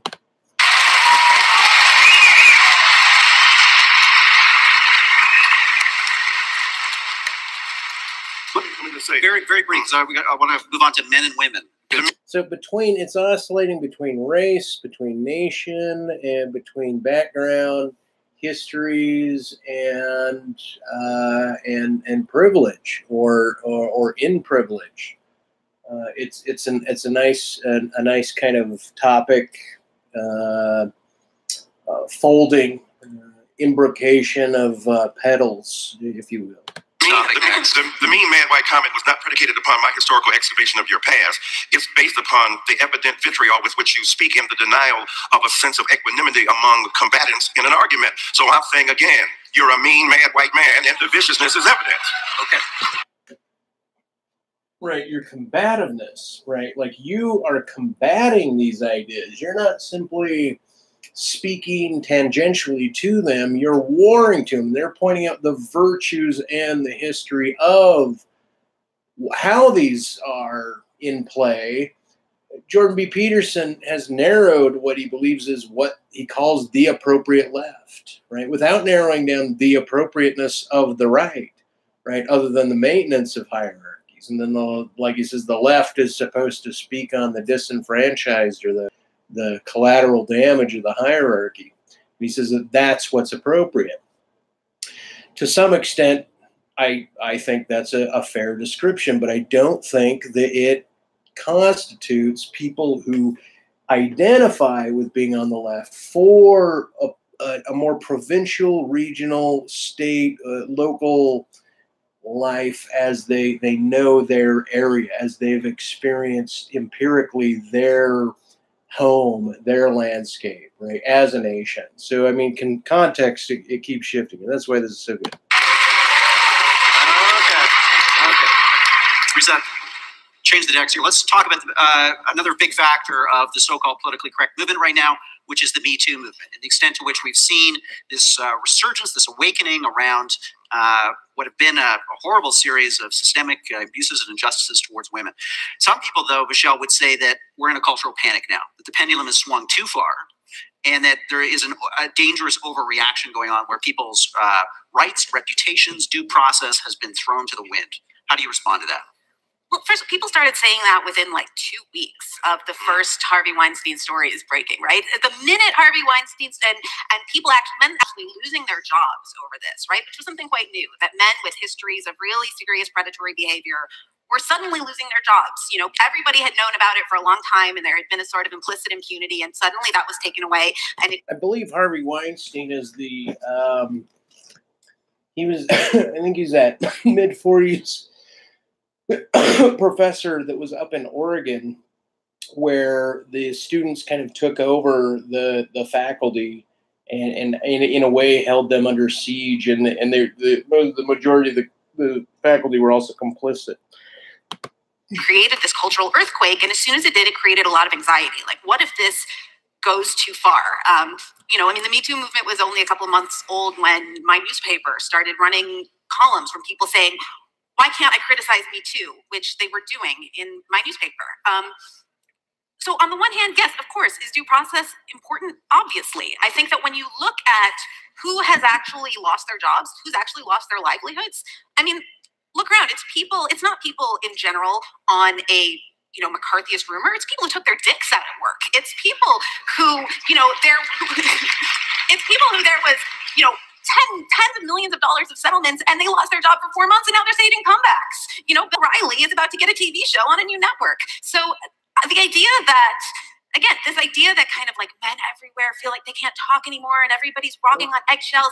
And I don't want to get into this, but I actually, to some extent, I don't think it's a good workplace to pull your dick out in the workplace.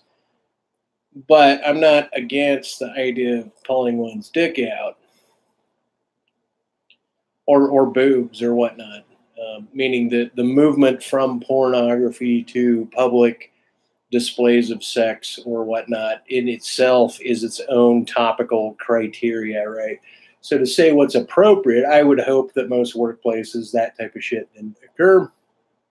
When it comes down to people interacting with other individuals that are not incorporated, or then at that point, the abuse level as a corporate thing, in some sense, I disagree. I think individuals can interact with any other individual in any way that they would like. It's just probably uncouth to do it, just like not wearing clothes in public. It's fairly uncouth, and you're not allowed that freedom, right? So I don't know. In terms of censorship, who knows? Who knows, right? It doesn't seem like it's violence. Like she's against censorship, she says, and violence. So if the restriction, the prohibition on pulling one's penis out is, I mean, it's not laudable for a workplace, but it's not spoken of in this particular case. Odd tangent and angle on my part. I know. Take that. I don't know. Maybe that's true in your offices. It's not true where I live. And the Me Too movement has been particularly active in media. There was this thing. I don't know how many of you guys read about the shitty media men list. A woman wrote about. She started this sort of open source document where women could list men in media that everybody knew about, but nobody had ever done anything about. And it very quickly went public, and there was something sort of disturbing in it, right? You don't like these anonymous accusations floating around. Most feminists I know, including myself, were kind of, freaked out by it and thought it was unfair to have people's reputations held up like this. But if you look at what happened to the men on the list, nothing. They still have their jobs. I know men on that list. I work with men on that list. The people who actually... Yeah, I just, as pushback, and I wasn't thinking about this the first time I watched this, but as pushbacks have been molested by girls, I've been groped by women, I have a history of women exposing themselves or doing, like women have done a lot of I shouldn't say irreprehensible, just what is the word? Reprehensible.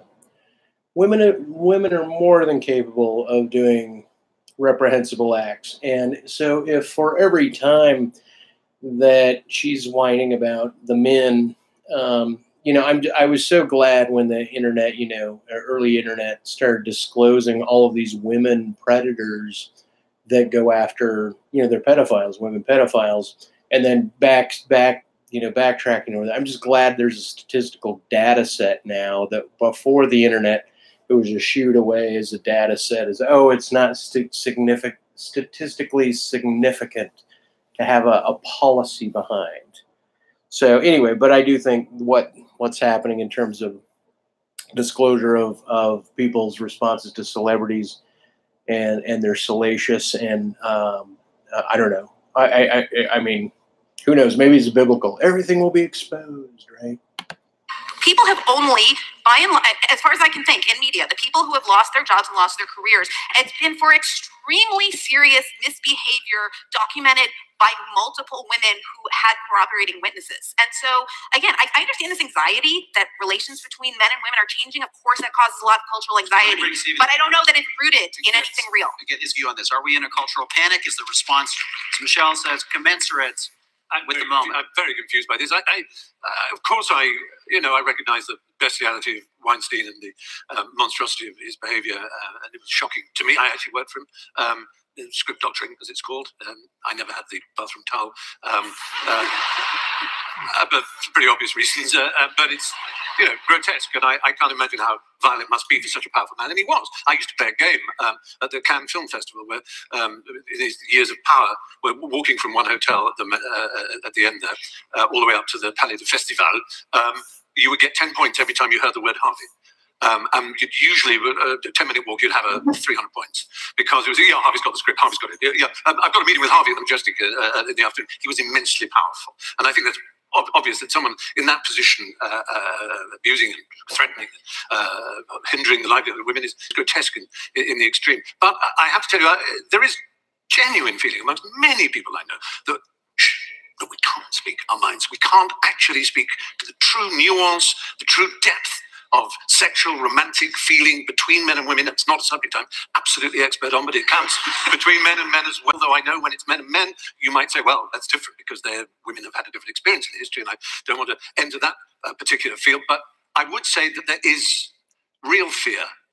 In my business, is where this all started, show business, acting, and so on. People are rather afraid to speak about a piece of publicity that's come out or a statement that's been made. You just go, yeah, absolutely, and wait for the people to leave the room before you can speak honestly with your friends. And I've never experienced that in my entire 60 years on this planet. This feeling that, and I'm not characterizing feminists as East German, but it's like that, the Stasi are listening. You better be careful, they're listening. And that's a genuine feeling. I'm saying that with my hand on my heart. I'm not saying it to make a point other than the fact that it's true and it's worrying. But the sexual misadventures and horror experience is worrying too. So the two worries, they're not solved. Let's bring Jordan in on this because you've written and commented about a lot. Thank you. Well, I think I'm going to point out two things again. The first is that my question about when the left goes too far still hasn't been answered.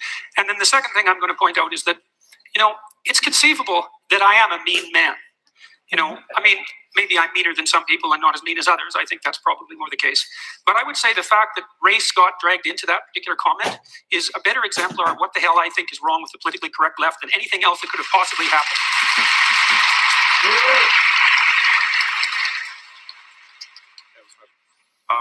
Imagine the hurt, the anxiety, the insult that you might genuinely feel, according to what I felt was an appropriate comment of description at the moment of its expression. But imagine now those hurt feelings. And when, okay, you feel great. You feel great about it. It's really different. I'm not a victim. I'm not hurt. You're not hurt. Okay, you wouldn't be a victim. So what's interesting is that whatever non-traditional feelings of empathy you endure at this particular point, the point is, imagine then the horrors that so many others have had to put up with for so long when they are refused to acknowledge their humanity. Now, I take your others, right? Meaning other than what you can conceive, right? I mean, I just love the way he lays into him here. He just underscores the shit out of Peterson. Your point, seriously. So you're let me finish. Let me finish. Let me finish, sir. You're not my inquisitioner, okay? What I'm saying to you is that when you said you were upset that I... Well, he is also his inquisitioner, meaning in a debate, he can take on that role if he wants, and he deferred it. I think it's interesting. Added the element of race there, right? When I said mean, mad, white man. Well, what's interesting is that you may have felt that you were being ascribed a group identity to which you do not subscribe. You may have felt that you were being unfairly judged according to your particular race. You may have felt that your individual identity was being besmirched by my rather careless characterization of you, all of which qualifies for a legitimate response to me, but also the point we've been trying to make about the refusal to see our individual existence as women, as people of color, as First Asian people, and the like. My point simply has been, the reason I talked about race in that particular characterization, because there's a particular way in which I have come to a city. I don't know if there are a lot of black people out here, not sure. But I constantly come to places and spaces that are not my natural habitat, other than intellectual engagement and the love and the fury of rhetorical engagement, yes. But I often go into hostile spaces where people will not vote in favor for my particular viewpoint because I'm interested as an individual of breaking down barriers so that people can understand just how complicated it is. So what I'm saying to you is that I would invite you, in terms of the surrender of your privilege, to give you a specific response. Come with me to a Black Baptist church. Come with me to a historically black college. Come to me to an indigenous or First Nations community where we're able to engage in some of the lovely conversation, but also to listen and hear. And when I added race to that, I was talking about the historically evinced inability to acknowledge others' pains equally to the one that they are presently enduring. So, as a human being, I love you as my brother, but I stand by my comment. Well, I've seen the sorts of things that you're talking about. I happen to be an honorary member of an indigenous family, so don't tell me about what I should go see with regards to oppression. You don't know anything about me. You asked me a question, I gave you a response. Yeah. You gave me a generic response. It's a generic race-based response. Jordan Peterson, I would like for you to come with me, Michael Eric Dyson, to a Black Baptist church. You've been to one of those? I would be happy to do that. Okay, all right, I'm going to hook you up. All right. We'll make sure that happens. one more quick round, then we're going to go to closing statements. And Super, I want to get your response to why, a generation from now, looking back on this debate, we're not going to see this quote. So see, that's the thing, and this is the thing is over this whole debate after Dyson mentions that an indigenous group of people, the black people, were suppressed, and they were punished if they became more educated, and I could see this being like a two-card monte, like the House Negroes are the ones that might get a better education than the field Negroes, right? So there's a binaries happens. Also, nannies probably got quite a bit of an education just by being present. But the idea that, okay, you're being inculcated into an English culture and you're not allowed to speak. So the relationship with Black Americans and literacy is different than women and literacy. The argument for women and literacy is it's a longer period thing, meaning it's a longer period argument because it stems back historically, maybe over thousands of years. Even humanity, the literacy in humanity was different as well. So it did scale in such a way as women being less literate more often per capita, per population than men. So men did get that. White men did do this. Part of the structure of the Western plight or humanity's plight that yielded civilization was built part and parcel by trades of information over time in order to bring together whatever that culture was capable of bringing together. Modern civilization, the fact that English is spoken quite ubiquitously around the planet is, I believe, due mostly for business reasons, right? And that controlling money and controlling business and trying to control the world is a plight of those powers that be currently. The Queen of England is a matriarch, so fighting the patriarchy could also be a mirror of fighting the matriarchy, right? So the idea that a Queenslander is, hey, there is no patriarchy. It's almost I could project the attribute of, oh, Jordan B. Peterson, just because you live under a matriarchy doesn't mean that us Americans don't live under a patriarchy. Something like that, right? A wisecrack. Anyway, okay, back to these guys. So-called politically correct movement in the same way, let's say, that we now understand the positive contributions of the civil rights movement. That was a movement that advanced a series of ideas about human dignity to people who previously didn't have that dignity. We're now having another debate, another social debate about different groups and communities that are. And I like now the commentators actually joining in, reframing this debate. And then it is interesting to watch how he then plays the three white folk against Dyson, and then Dyson comes about after this play of preference.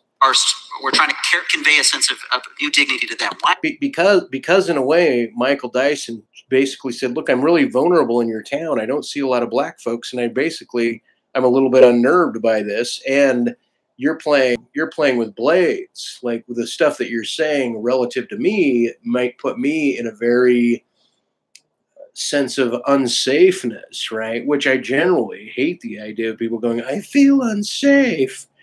Well, then deal with it, right? Like, don't worry that, like to trust that there aren't your odds of being caught in a lynch mob in Canada or in the majority of the U.S. or England as a black person is probably really, really rare. Anywhere in probably general Eurasia. I don't know. Where is it illegal to be black? I mean, part and parcel in the States, obviously, based on all the statistical, evidencing with the police. But globally, I don't know what that means. And I'm not certain that Dyson being up there didn't use that in his favor. That it was less than intellectual, but more about his presencing his subjective opinion without referring to it as that. But it is interesting how nobody addresses his comment on the literacy, showing an inversion to all of the Western approaches here. It still shows the prevalence of what it could mean to pass down trends of knowing that you're surrounded by people who prefer you to not be literate historically, maybe not contemporaneously, but to deny that as a narrative, that's a problem. Why won't this be, in a sense, looked back upon as something positive a generation from now? I think people will look back on this debate and wonder why political correctness wasn't discussed.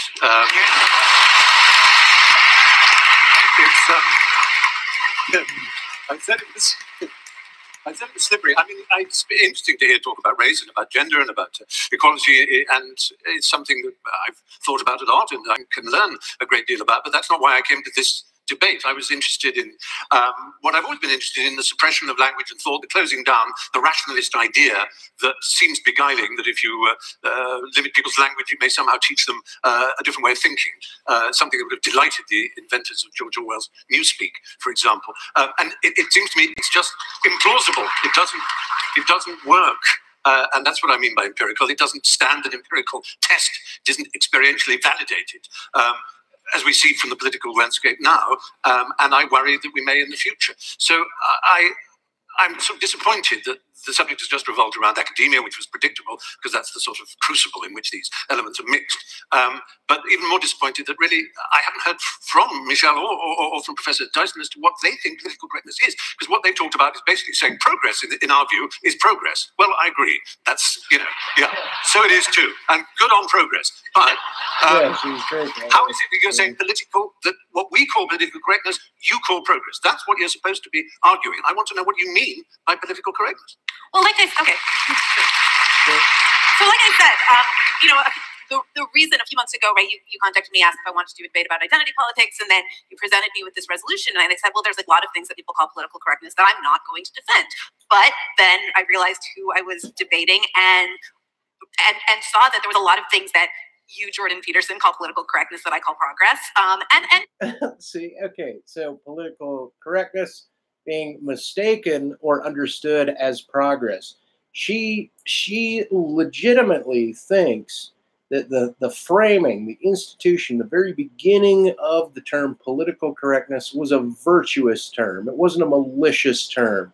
It was positive because someone had a good idea about how to even out certain social injustices, right? So she calls that progress. And you're looking for a nuanced indexing between the rational left and the not rational left. And anyway, here we go. To some extent, you too, Stephen Fry, when you talk about it being outrageous to tear down, or not outrageous, I won't put words in your mouth, but that we shouldn't be tearing down statues of kind of notorious racists, that we should just instead be throwing eggs at them. So those sort of things. Right. So she sums Fry up now. Look, you're just gonna throw eggs on this because you find it appalling. I love, she's good. If you call them political correctness, I call them progress. Now, this feeling of being silenced, which I understand, although it seems very vague, right? You kind of are not quite putting your finger on who is silencing you, except for a vague fear that if you say something untoward, you're going to be the subject of, I'm not sure. Shaming, but by who? Yeah. But by what? By the internet? No, but I mean, I'm scared. If I missed it. But again, that's the point. You're scared. It is a culture of fear. I understand there's that element of fear. What I'm saying is that it's a feeling. It's a feeling that is this sort of intangible result of, I think, primarily. We've all seen the sort of show trial thing where the person then apologizes. I have so much to learn about sexual politics. I am really sorry. Signed a lawyer, crossed out the name of the person. It's you think not real. Look, but he's deferring, right? So she's trying to say, look, all these things are kind of stacked. He's trying to feather it out. Oh no, a lawyer, this and that, and deferring the statement to make third person. And she's basically going to boil down to people feel unsafe, right? She's going to use a girl example here. Not that I'm like trying to be Mr. Predictor because I saw the film, but it's more like that. I think is a poignant point. Mistake of our left is that we underestimate the right. the right isn't as stupid as we'd like them to be. If only they were. If only they weren't so cunning, so sly, so smart, so aware of our shortcomings. And I just fear that political correctness. I also think the left and the right could be looked at in spiritual domains. They can be looked at in political domains, community domains, in descriptions of how things are symmetrical and asymmetrical, body and anthropomorphization of one's relationship to an axis in their body. If one is missing a limb, for example, that might become more of a contrapposto narrative, if you will, especially if it's a leg. Hey, look at that pirate on his wooden leg and a hook for a hand. What does he have to say about axis points when one identifies with the left and the right, embodies the idea, so to speak? Like, oh, the left hemisphere of your brain thinks creatively and the right hemisphere thinks logically. Therefore, we have an axis, right? It's that. Anyway, so, shit, why did I pause? Why did I pause there? Because he's expressing fear, so. Meaning these guys are qualifying. This is a very tenuous time, right? And these guys are doing well. But anyway, she's going to go into this narrative, and I think it's, once again, everybody's illustrating points very nicely in this debate. This is a weapon that they value. That the more we tell the world how people should be treated, how language should be treated, what words are acceptable, what attitudes are acceptable, what HR meeting is going to tell you in a long bullet-pointed list about how you look at people. All of this is meat and drink to bad people, to malefactors, to bad actors. I'm not counting myself as one of those bad actors in that sense. I mean bad actors in the other sense. Wait,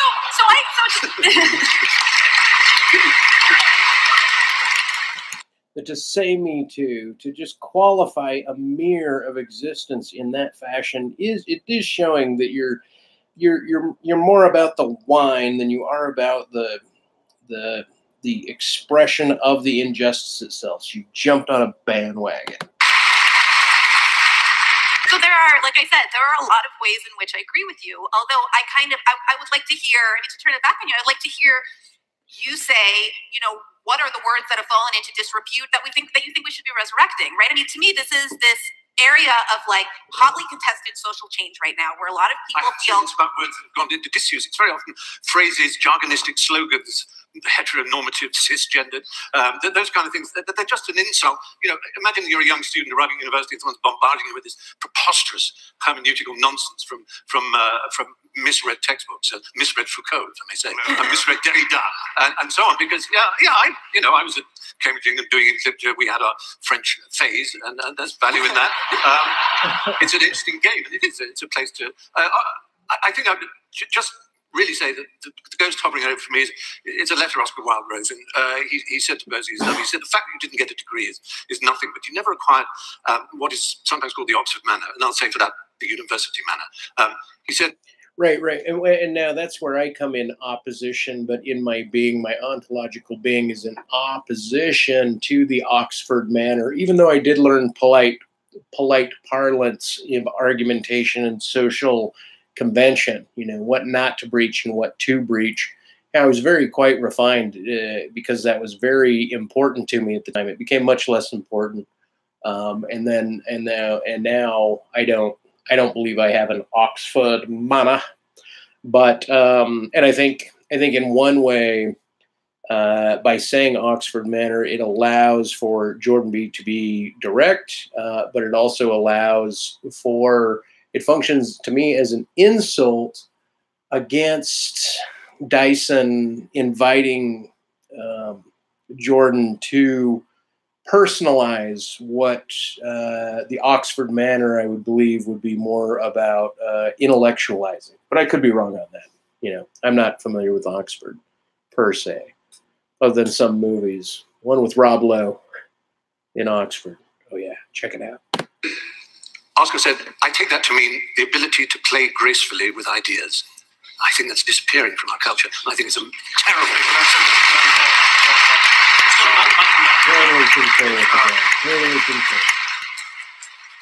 It's hard to be the self-deprecating Englishman. It's no idea. But no, I got a pretty good idea here today. But what's interesting, I don't recall, and all of us have studied history. I don't recall these debates about political correctness happening when people who were in power were in absolute power, unquestioned power. Political correctness, political correctness becomes an issue. And what I mean by that is people who used to have power, who still have power but think they don't, who get challenged on just a little bit of what they have and don't want to share toys in the sandlot of life. So all of a sudden it becomes a kind of exaggerated grievance. Now, the things you named, the bullet points and the cisgender and the heteronormativity and the heteropatriarchy and the capitalist resurgence and the insurrection of subjugated knowledge, to give Foucault some more love, or the Derridian deconstruction, all that stuff. The French phase is still going on with the French fries in America. What's interesting is that I didn't hear many complaints of political correctness at the height of the dominance of one group or another. But when Martin Luther King Jr., who argued for group identity as a Black person to provide an opportunity for individual Black people to come to the fore, they began to make that claim. Oh, now they didn't call it political correctness. You're siding with those who are against free speech. You're siding with those who don't want me as a white person to be recognized in my humanity. And what I mean by political correctness is the kind of politics of resentment that are articulated by various holders of power at certain levels, at various levels. That one of the beautiful things about Foucault that I take as opposed to Max Weber is that Foucault said power breaks out everywhere. I would think a person critical of political correctness like you would appreciate this, as opposed to Max Weber, who said power is over there in a hierarchical structure where subordination is the demand. Foucault said no, power breaks out even among people who are disempowered. So you can hurt somebody in your own community. What's more politically incorrect than a Black Baptist preacher identifying? So the meaning, okay, so he says power, and then he says you can hurt somebody in your own community. And like that's so weird to insist or to make parallel the idea that if you have power, that the descriptor of that would be to hurt somebody in your community. Because I didn't get that from that, but this seems to be the insistence that there is no such thing as an ethical hierarchy, all things being known. One having a voluntary, if one has a voluntary approach to it, and one knows its bottom contextualization, or it knows all of the rules of the game. Like, hey, everybody now knows everything about the law structure of, like, they're all lawyers. Like, everybody becomes, I have 10 PhDs and this and that to help me navigate through life properly. Who knows how fast the next generation of Padawan and Kwisatz Haderach are going to absorb all of our info and data, and what kind of augmentation and both biological and mechanical might actually begin to occur. With a first-century Palestinian Jew and a still-loving atheist. What's more politically incorrect than a Black intellectual going on Bill Maher and defending his ability to continue to have his show despite using the N-word? I, sir, believe in a politically incorrect version. When I go as a Black Baptist preacher to chastise my fellow believers about their homophobia, that goes over like a brick cloud. When I come into arenas like this, I understand that my back is up against the wall. But I think, come and sit over here. I want to sit on your lap. I want to sit on your lap as well. But what I'm saying to you, don't get excited. But what I'm saying to you, don't slap yourself. I didn't hear what he said, so I'm going to back up to hear what Fry said. There you go, a sec. I want to sit on your lap as well. But what I'm saying to you, don't get excited. But what I'm saying to you, don't slap yourself. That's great. I see how you've been looking at it. So what's interesting is that when we look at the way in which we as societies, in a free Canadian society, the free American society, when I look at what is seen as political correctness, it to me has been a mass of jumble that has been carved together out of the politics of resentment that powers once held no longer are held. Freedoms once exercised absolutely must now be shared. So I am in agreement with both of my gentlemen to my right who believe that political correctness has been a scourge, but not necessarily the way you think so. I think it's been a scourge because those who have been the deployers of power and the beneficiaries of privilege have failed to recognize their particular way. And at the end of the day, I think that those of us who are free citizens of this country and of America should figure out ways to respect the humanity of the other, to respect the individual existence of the other, but also respect the fact that there have been barriers placed upon particular groups that have prevented them from flourishing. That's all I. It is so weird to say barriers placed on them, because he's saying placed in a past tense, but to what degree do the waves of one's history must they reverberate within a narrative, right? That is the unquestioning pushback. It's a slight distaste, but once again, it's his preferred identification. Like, hey, if I'm going to accept being enculturized into your definition of what a black man is, which he believes is culturally constructed, right? The division of race, regardless of perhaps his DNA, more still based on phrenology, or not phrenology, phonology, or one's phenotype. Sorry. Then comparing it to the idea of not knowing whether or not Egyptians made hierarchical differences in their society at all based on race. Maybe on religious preference in terms of the Hebrew, but not on terms of skin color, right? So it was more something that was opposing the ideology of the pharaonic gods as they moved from a polytheism into, Hepsotet. No, that's the woman pharaoh. Yeah.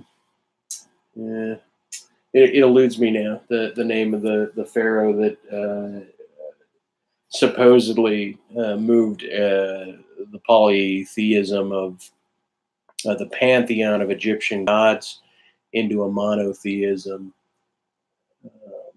But in any case, not to linger on that, it is really peculiar to look at this as modern intellectual discourse. Like, these guys are top tier. All of these speakers are top tier. Well said.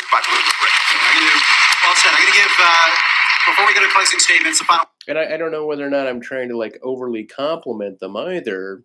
I'm upset at myself because I had something in mind that I wanted to create as a critique of this. And I'm not certain I've done anything more than interject particular descriptions or perspectives on how it is I'm seeing these things. Once again, though, keep in mind that Dyson's description of that has still not been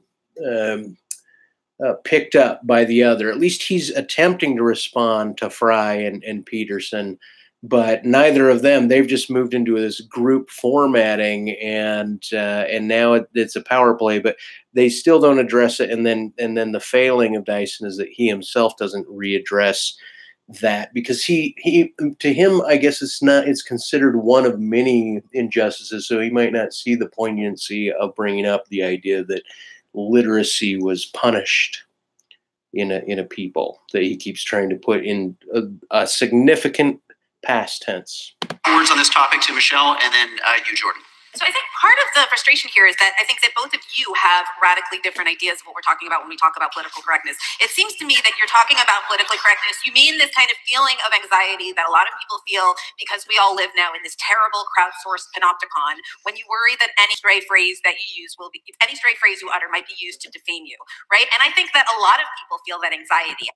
Damn, see, she's so great at that, because a lot of professors do feel that, right? They don't want to get caught up in this public cry out for their intellectual exercises and explorations, right? They don't want to get memed and cut down and thrown to the dogs while they're working on their thesis and their doctorates.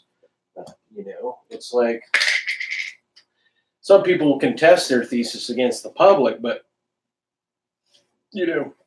going solo is still important for getting work done. Everything doesn't have to be a committee now, like, a camel is a horse built by committee. I love that phrase because it seems telling.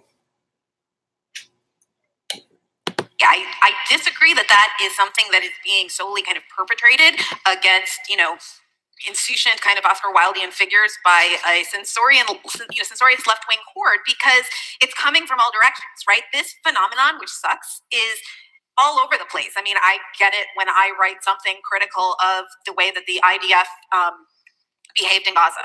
You know, it's coming at everyone, and I think that there's a way in which when it comes at a certain sort of figure and there's a certain set of complaints, and you feel unjustly criticized and you feel silenced, which again I think is really different than being silenced. You call it political correctness, and I would like the culture also to be more, you know, freewheeling. I think you're not going to kind of get the left to I don't know, they can't kind of put an end to this because it is much more of a mob social media phenomenon than it is kind of some diktat coming up from on high. And so really the only way to break through it is to say what you say that you're afraid to say, right? I mean, that's the only way to sort of pop this bubble or kind of end this anxiety, or at least diffuse it a little bit. Whereas, what I hear Mr. Peterson talking about as it's like she's pointing out the malaise and the data, just the stochastic data, if you will, of just information and social media and all of this as a media issue. Like, she's really hit the head, and that matches kind of the approach things with Dow of Fry, right? It's very she is complimenting them back, and I thought this was also could be conceived of as white group virtue signaling sort of approach, because they had ousted him because he had asked for the group dynamic, and so they're putting it back, so it's justifiable. And it does play out very interestingly. I still think, and maybe I can't articulate how it is and why it is, I think it's such a well-balanced amongst this quad of talkers, and how significant Michael Dyson and Michelle Goldberg are. Like, I really appreciate both of their inputs into this. And Fry, he just fervently blows the head off. What is that called? Not bolt. There's some new acronym. Blown away, man. Political correctness is something much more broad and much more much more fundamental to social change. And you're talking about, you want me to define, or one of us to talk about, when the left goes too far. And if I'm, I certainly don't want to be a woman putting words in your mouth, but if I hear you correctly, what you're saying is that you want me to renounce Marxist categories, or to... It's up to you. I just want you to do it. I want you to define when the left goes too far. You can do it any way you want. Like I said, I think that the left goes too far into when it is violent or censorious. Boom, right there. She reiterates it. Like, he doesn't think she's being addressed. She already mentioned that, when it's violent or it's censorious. Right? So I don't know. It's like he's incapable of being satiated when other people are attempting to size up to his answers, his inquisition. It tries to shut people down or no platform them, or when it acts violently. I'm not sure what you expect beyond that. Something deeper. How? Yeah. I'd like you to contend with the set of left-wing ideas that produced all the left-wing pathologies of the 20th century, and to define how you think standard left-wing thinking, which has a valuable place, goes too far, since it obviously does. Has the right gone too far? Has the right gone too far? Of course the right has gone too far. Well, how about Auschwitz? I mean... Well, I was talking about 20th century politics. What else? More recently, what has gone wrong with the right? Look, I don't like identity politics players at all. I don't care whether they're on the left or the right. I've been lecturing about right-wing extremism for 30 years. I'm no fan of the right, despite the fact that the left would like to paint me that way because it's more convenient. How has the right gone too far recently? Well, where? It's threatening to go too far in identitarian Europe, that's for sure. It's gone too far in Charlottesville. It went too far in Norway. Like, how long a list do you want? And why am I required to produce that? To show you that I don't like the identitarian right? I just thought I'd ask you. I was actually asking you a question. So your assumption is somehow that I must be on the side of the right. It's like, look, the right hasn't occupied the humanities and the social sciences. It's as simple as that for me. If they had, I'd be objecting to them. Say that again. I didn't hear. The right has not occupied the social sciences and the humanities, and the left clearly has. The statistical evidence for that is overwhelming. Sir, what about IQ testing in terms of genetic inheritance? Sorry, we're here to talk about political correctness, and we've done a damn poor job. Oh, I see. I gave you an example. Okay, let's all then redeem ourselves with our closing statements. Okay, so it is still debatable, regardless of the insistence of the right, that IQ testing is somehow a complete and fully known, fully reliable means of testing and differentiating human populations without bias, without objective or empirical biases, right? Meaning it's still a debatable topic. I have other videos where I debate against the people whom insist that even the guy with the bell curve, right, and some of these other right-wing commentators currently, that attempt to come to conclusions sociologically based on IQ tests and the genetic aspects of IQ tests, right? Or just the problems with IQ testing in general. And so Dyson does bring that up, trying to say, hey, that is where the right goes too far recently. Like, hey, Jordan, you didn't size it up. You asked me a question, and he's just throwing it back like, hey, I'll answer it if you fucking answer this. And then he goes to Auschwitz, right? So once again, Jordan then believes he's a scholar and that he's a prophet of seeing when tensions are too high. And I do believe that this is a problem with him being too narrow and acute within his region. But as he globally travels more, as he does these conversations, hopefully it informs his, the domain of what he doesn't know. Like he finally moved away from scapegoating Derrida and appropriately added hierarchies and power to Foucault and not to Derrida, as far as I understand. I'm not as well read in Foucault by any means as I am in Derrida. 3 minutes on the clock. We're going to go in the reverse order of the opening. So, Stephen, you're up first. Oh, lordy. Yes, up. There we are. I'll hide behind the lectern in that case. Well, I've been fascinated by this conversation. There's been an enormous clash of cultures in the conversation. We've had, classic, if I can call it, huckstering snake oil pulpit talk, which is it's a mode of discourse. It's a rhetorical style that I find endlessly refreshing and vivifying. But I'm not sure that we actually focused on the point in question. And my objection has always been towards vivifying, that this entices him and very much impresses his life. He enjoys this, and yet he's so like backhanded, underhanded, and so perfectly able to express that with his freedom. I don't know. What amazing. Orthodox is I'm a heterodox and a contrarian, and I can't help myself. And I think there's been an underestimation of the fact that language does affect people. It does make the young, in particular, as they're starting out on their educational or their work careers, it makes them very anxious. It makes them very angry, very upset, very alienated, to feel that they don't know anymore how to operate in the world, how to engage in relationships, how to think honestly. So they accrete more and more to their own mini groups.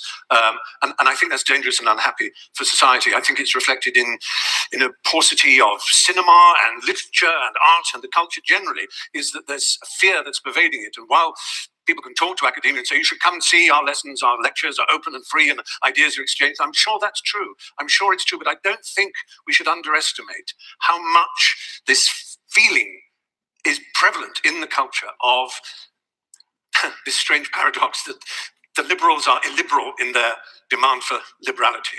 They are exclusive in their demand for inclusivity. They are homogeneous in their demand for heterogeneity. They are somehow undiverse in their call for diversity. You can be diverse, but not diverse in your opinions and in your language and in your behavior. Well, I disagree, obviously. I mean, I feel like I push this huge wing, and I do accept diverse styles of being, some that are more puritanical, some that are more ideal, some that are more congenial, gentleman Oxford manner, meaning I don't always paint something as salacious as this, trying to describe the word salacious. And what salacious is when, for example, if you see a pretty woman, and then all of a sudden she becomes, in your mind, a sexy woman. Like you're seeing something about her that turns you on. And if she knows this and can project it, she's also being salacious. So, and the whole idea of, are you apprehending something about them that appears to be salacious? Do you grant that over to them? Or meaning, you grant over that they're conscious, that they're playing into that sexual role, or do you not, right? What's the level of consideration in all intellectual domains, right, that can possibly be indexed? Anyway, and so I don't agree with Fry's description, because I believe I am an example of an exception to what he's just trying to describe here as the left. Yeah, and that's a terrible pity. So I say that I'm sorry that it got a bit heated in places, because I was hoping it wouldn't. I was hoping it would be a shining example of how people of all different kinds of political outlooks can speak with humour and wit and a lightness of touch. As G.K. Chesterton said, angels can fly because they take themselves lightly.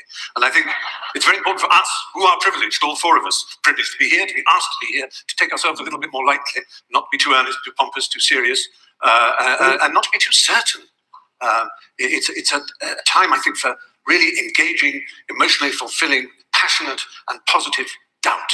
That's what I would urge. Thank you.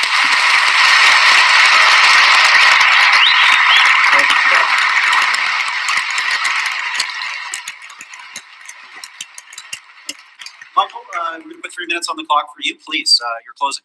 Thank you so much for that compliment. That's right. I'm used to not exclusively white men who see black intelligence articulated at a certain level feeling a kind of condescension. If I came up here, Mr. I was saying the other day, but a kind of verbal facility automatically assumed to be a kind of hucksterism and snake oil salesman. I've seen that. I get it. I get hate letters every day from white brothers and sisters who are mad I'm teaching their children. You're just trying to co-opt our children. You're trying to corrupt them. Yes, I'm trying to corrupt them so they will be uncorrupted by the corruptibility that they've inherited from a society that refuses to see all people as human beings. The death threats I've received constantly for simply trying to speak my mind is not about a politically correct society that is open-minded and that has some consternation about my ability to speak.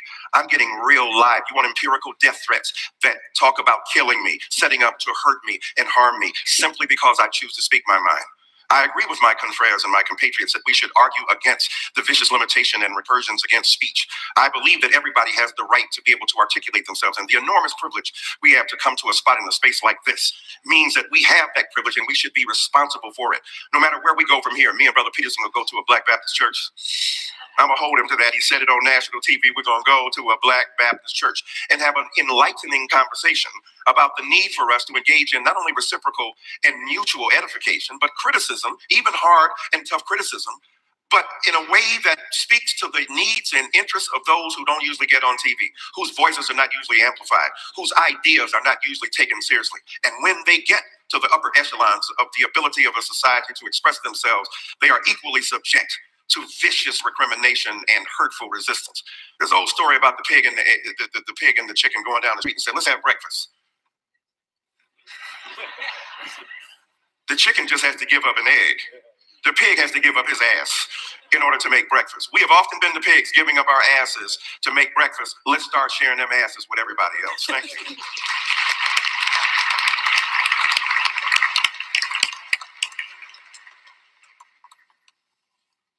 So I'm not here to claim that there's no such thing as oppression, unfairness, brutality, discrimination, unfair use of power, all of those. Anyone with any sense knows that hierarchical structures tilt towards tyranny, and that we have to be constantly wakeful to ensure that all they are isn't power and tyranny. It's interesting to hear Foucault referred to. It's unfortunate, but it's interesting. You know, because Foucault, like his French intellectual confreres, essentially believed that the only basis upon which hierarchies were established is power. And that's part of this pernicious politically correct doctrine that I've been speaking about. When a hierarchy becomes corrupt, then the only way to ascend it is to exercise power. That's essentially the definition of a tyranny.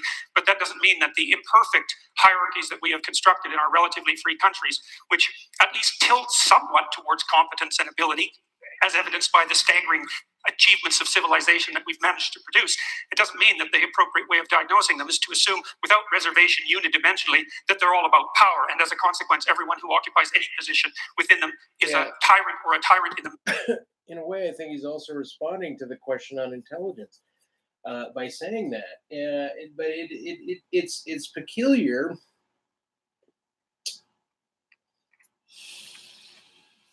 His summation is peculiar.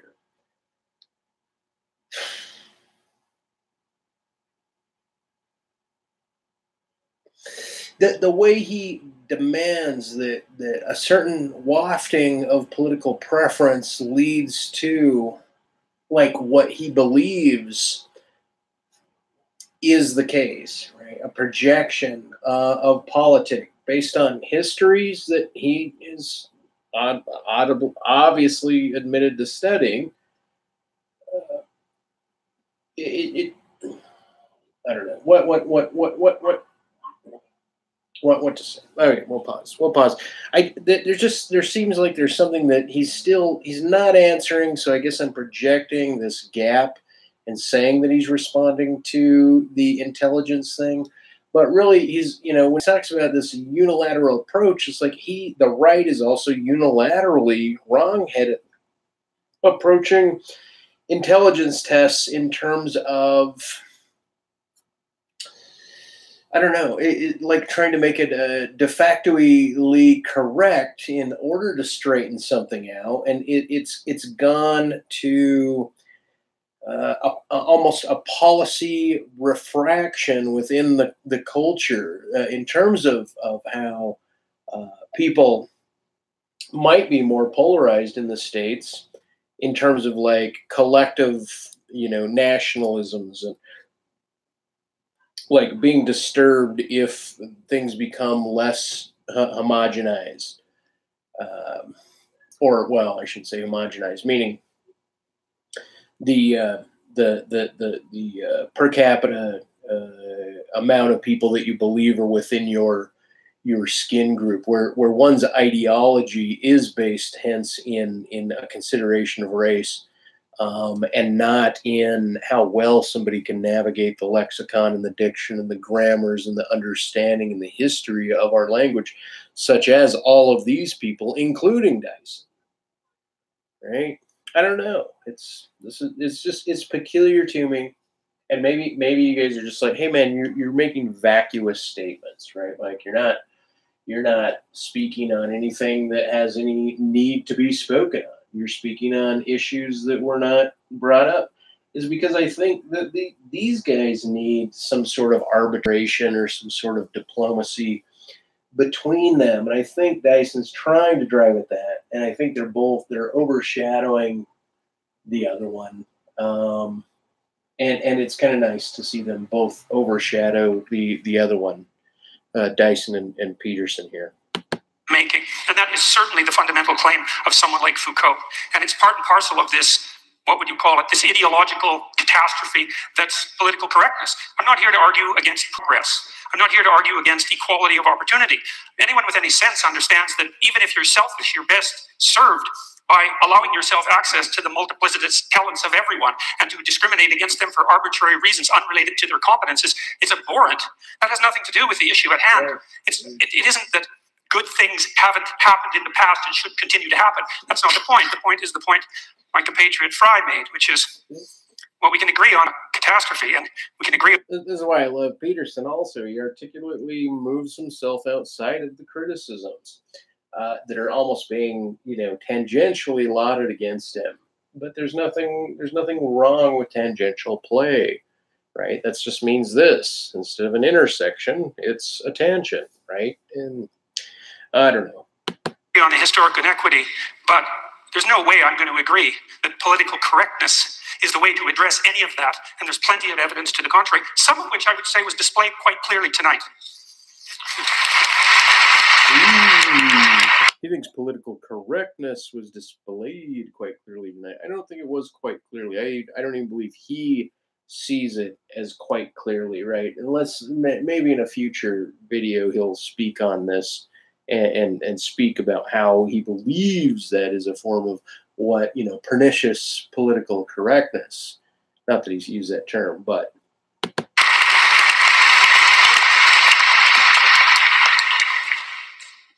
So I think one of the irresolvable issues that we're all coming up against is the role of feelings, right? Stephen Fry has kind of asked us to recognize and empathize with this feeling of being silenced, of being threatened, and I do, and I get it. I feel it sometimes too in my columns.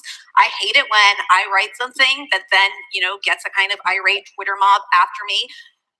But if, say, I stood up here and said, you know, recognize how threatened so many women feel when, for example, the kind of, you know, one of the best-selling and most prominent intellectuals in the world right now says in an interview that maybe the Me Too movement has shown that this whole experiment of men and women working together is just not working. Or, you know, maybe if women don't want the workplace to be sexualized, they shouldn't be allowed to wear makeup. I didn't say that. Well, Google it. It was a Vice interview. Google it. Yeah, well. So, right, if I say, like, you know, I feel threatened, right, then I'm being kind of politically correct and hysterical. So much of the debate about political correctness. But there's one group that really does think its feelings should be accommodated. And that is what we keep coming up against, is that, you know, there's a group of people. So even that, right? Like, he's basically saying, look, I never said that. And she's like, Google it. He says, I didn't do that. And she says, Google it. Like, look, it's what's showing up on this fucking search engine, whether you like it or not. I don't like being hounded by these mobs of negative things, and you're going to get this backlash because you're considered a prominent intellectual, and when someone looks you up, they are getting this idea that Jordan B. Peterson is saying such things. And to some extent, I'm part of it. That feels uniquely, that our feelings of being silenced, marginalized, censored, that those feelings... These guys need to watch Revenge of the Nerds, right? Revenge of the Nerds. Oh, you're put down and spit on and trashed on. Revenge of the Nerds. Nerds. Need to take primacy, that we can kind of... you know, these guys need an enema like the Karate Kid's Cobra Kai episodes. Sneer when these other groups asked for us to take seriously their feelings of being threatened or their feelings of being marginalized. Then we call those demands political correctness.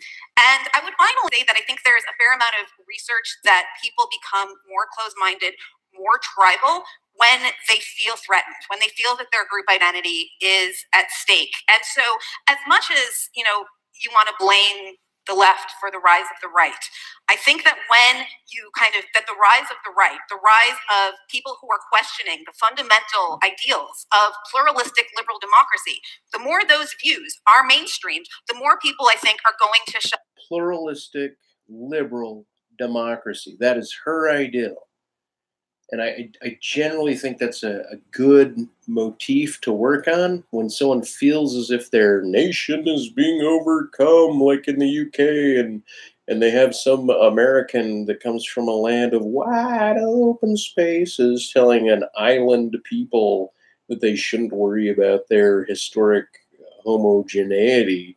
I think is also an overreach, right? And she then facilitates as kind of a diplomatic speaker upon multiculturalism with being liberal to it, meaning being acceptant of it. But both these people are not dealing with the same, Europe is not America, right? And it deals with its borders and its issues relative to people and its histories of war and conflict and progress and development and the expansion in its own way. So these do seem like there's a huge regional divide here. Shut down in response because people are really scared. Thank you.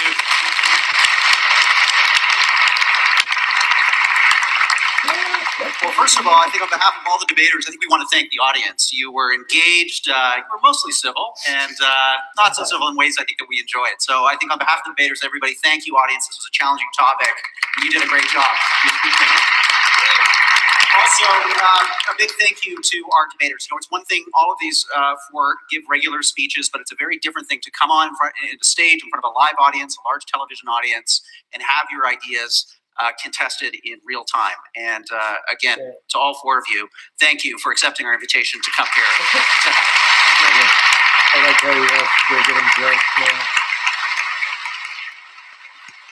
So, a few final notes.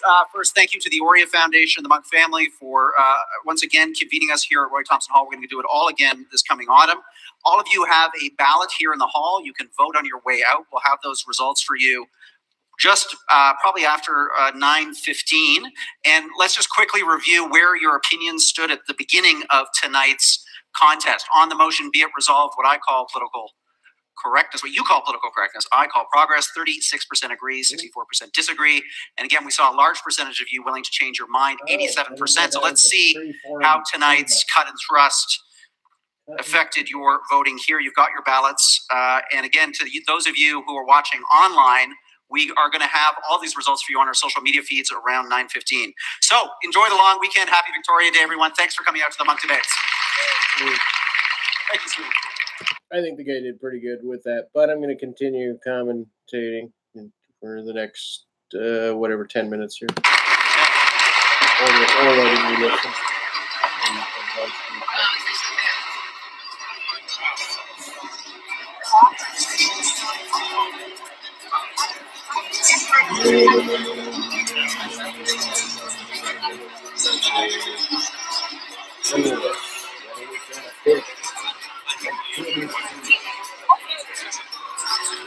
He's gonna now the commentator's gonna try to get them all drunk, offering them these drinks, and then they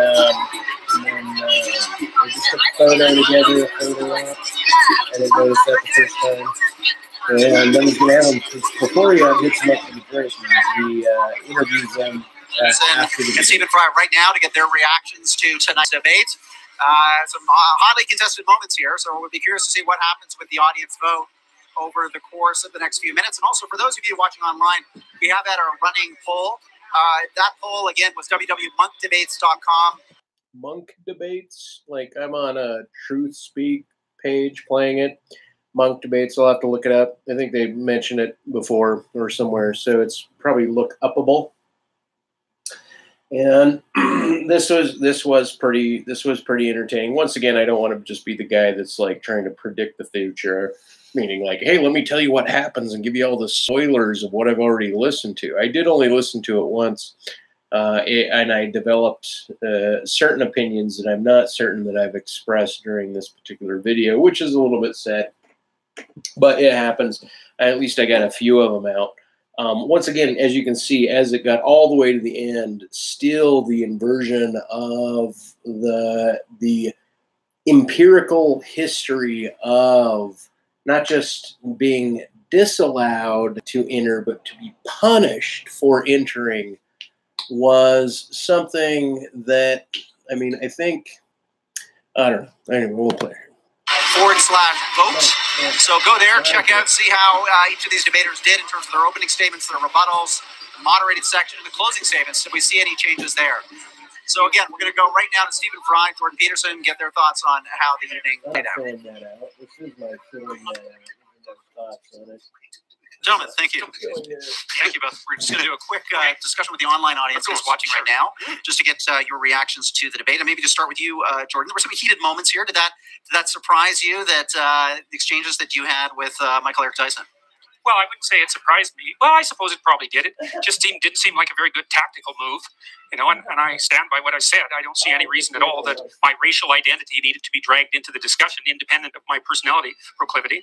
I would say what I just said to Mr. Fry here is that it was a pleasure sharing the stage with him. I've rarely heard anyone ever deliver their convictions with such a remarkable sense of passion and wit and forbearance and erudition. It was really something. I love that word. And Stephen, a challenging debate because in a sense we're trying to mesh two different views here, two different worldviews, one very focused more on identity politics, group identity, you in a sense having an argument really more about the larger culture itself and the tenor and tone of the conversation. I worried that I was being a little kind of scattergun, really, and that but scattergun and too specific that I had just taken very literally the popular idea of political correctness as being a kind of troll of language and a shutting down of certain phrases or an introduction of others, and the kind of day-to-day, as I say, human resource departments of corporations, and that sort of thing. And so I was slightly disappointed that it just became a debate about race and about gender and so on. But that was, I guess, natural. And I still, the fact is, I'm still there. See, that is weird. Instead of political correctness, to say that it was reduced to race and gender, like it did get gravitated into the American leftist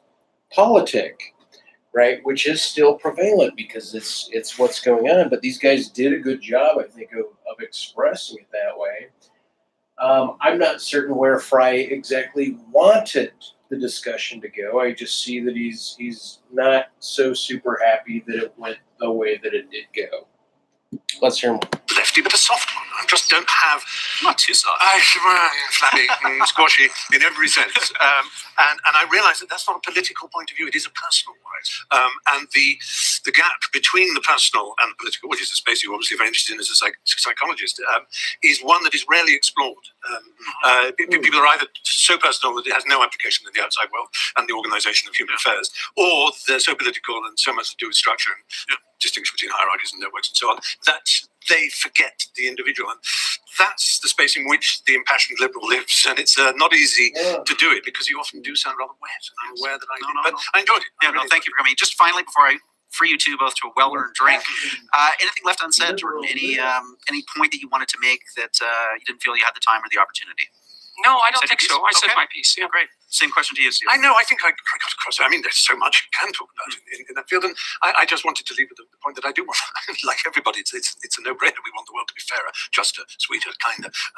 But it's how you get there, and I felt that was really interesting. Okay, well, gentlemen. Okay, ultimately, I agree with that. I want it to be sweeter, kinder, more fair, and yet then I produce something that is salacious or perhaps even problematic, but in public. But in a way, it's a pushback all the way back to Egyptian times. Like someone knocked the low relief cocks off of these gods, like chipped them off the wall, right?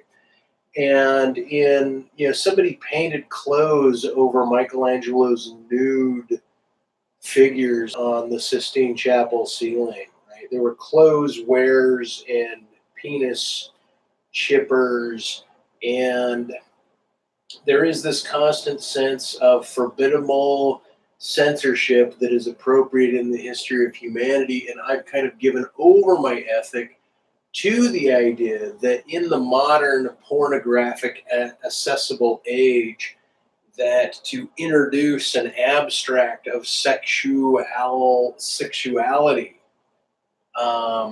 even in the minds, abstractly in the minds of the very young, is only like a pretext to what it is they're going to experience or have access to, more so in a greater onslaught, apparently, than my generation did at the same age, right? And once again, this is accessibility of the internet as it stands now.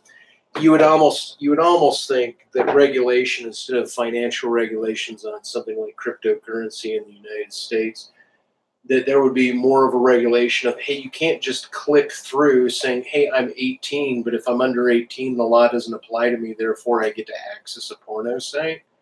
Right? That doesn't cut it as international law, right? So a retooling of identifications, ISPs, who's using it, right? Like if it's going to be there and they're going to be online, in a way, I don't want to say for their own safety, they should be restricted from being able to access these things.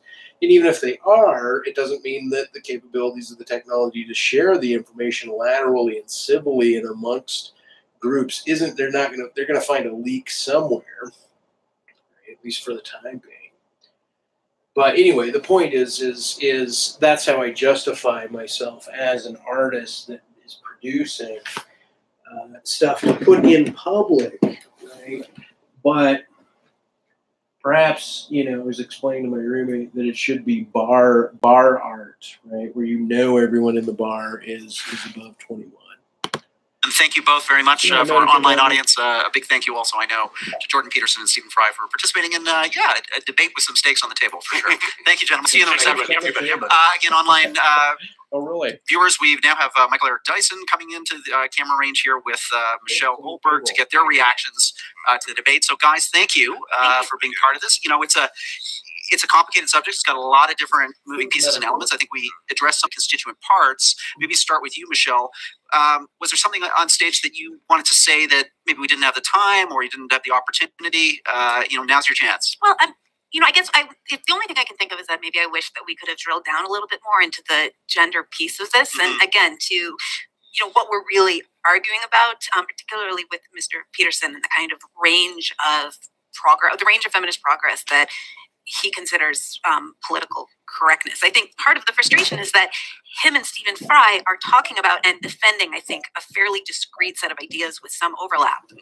You know, and one of the difficult things about political correctness. I love that she's saying discrete ideas with overlap, right? A lot of people just assume discrete, D-I-S-C-R-E-E-T, is what she's saying. She's not saying that. She's saying D-I-S-C-R-E-T-E,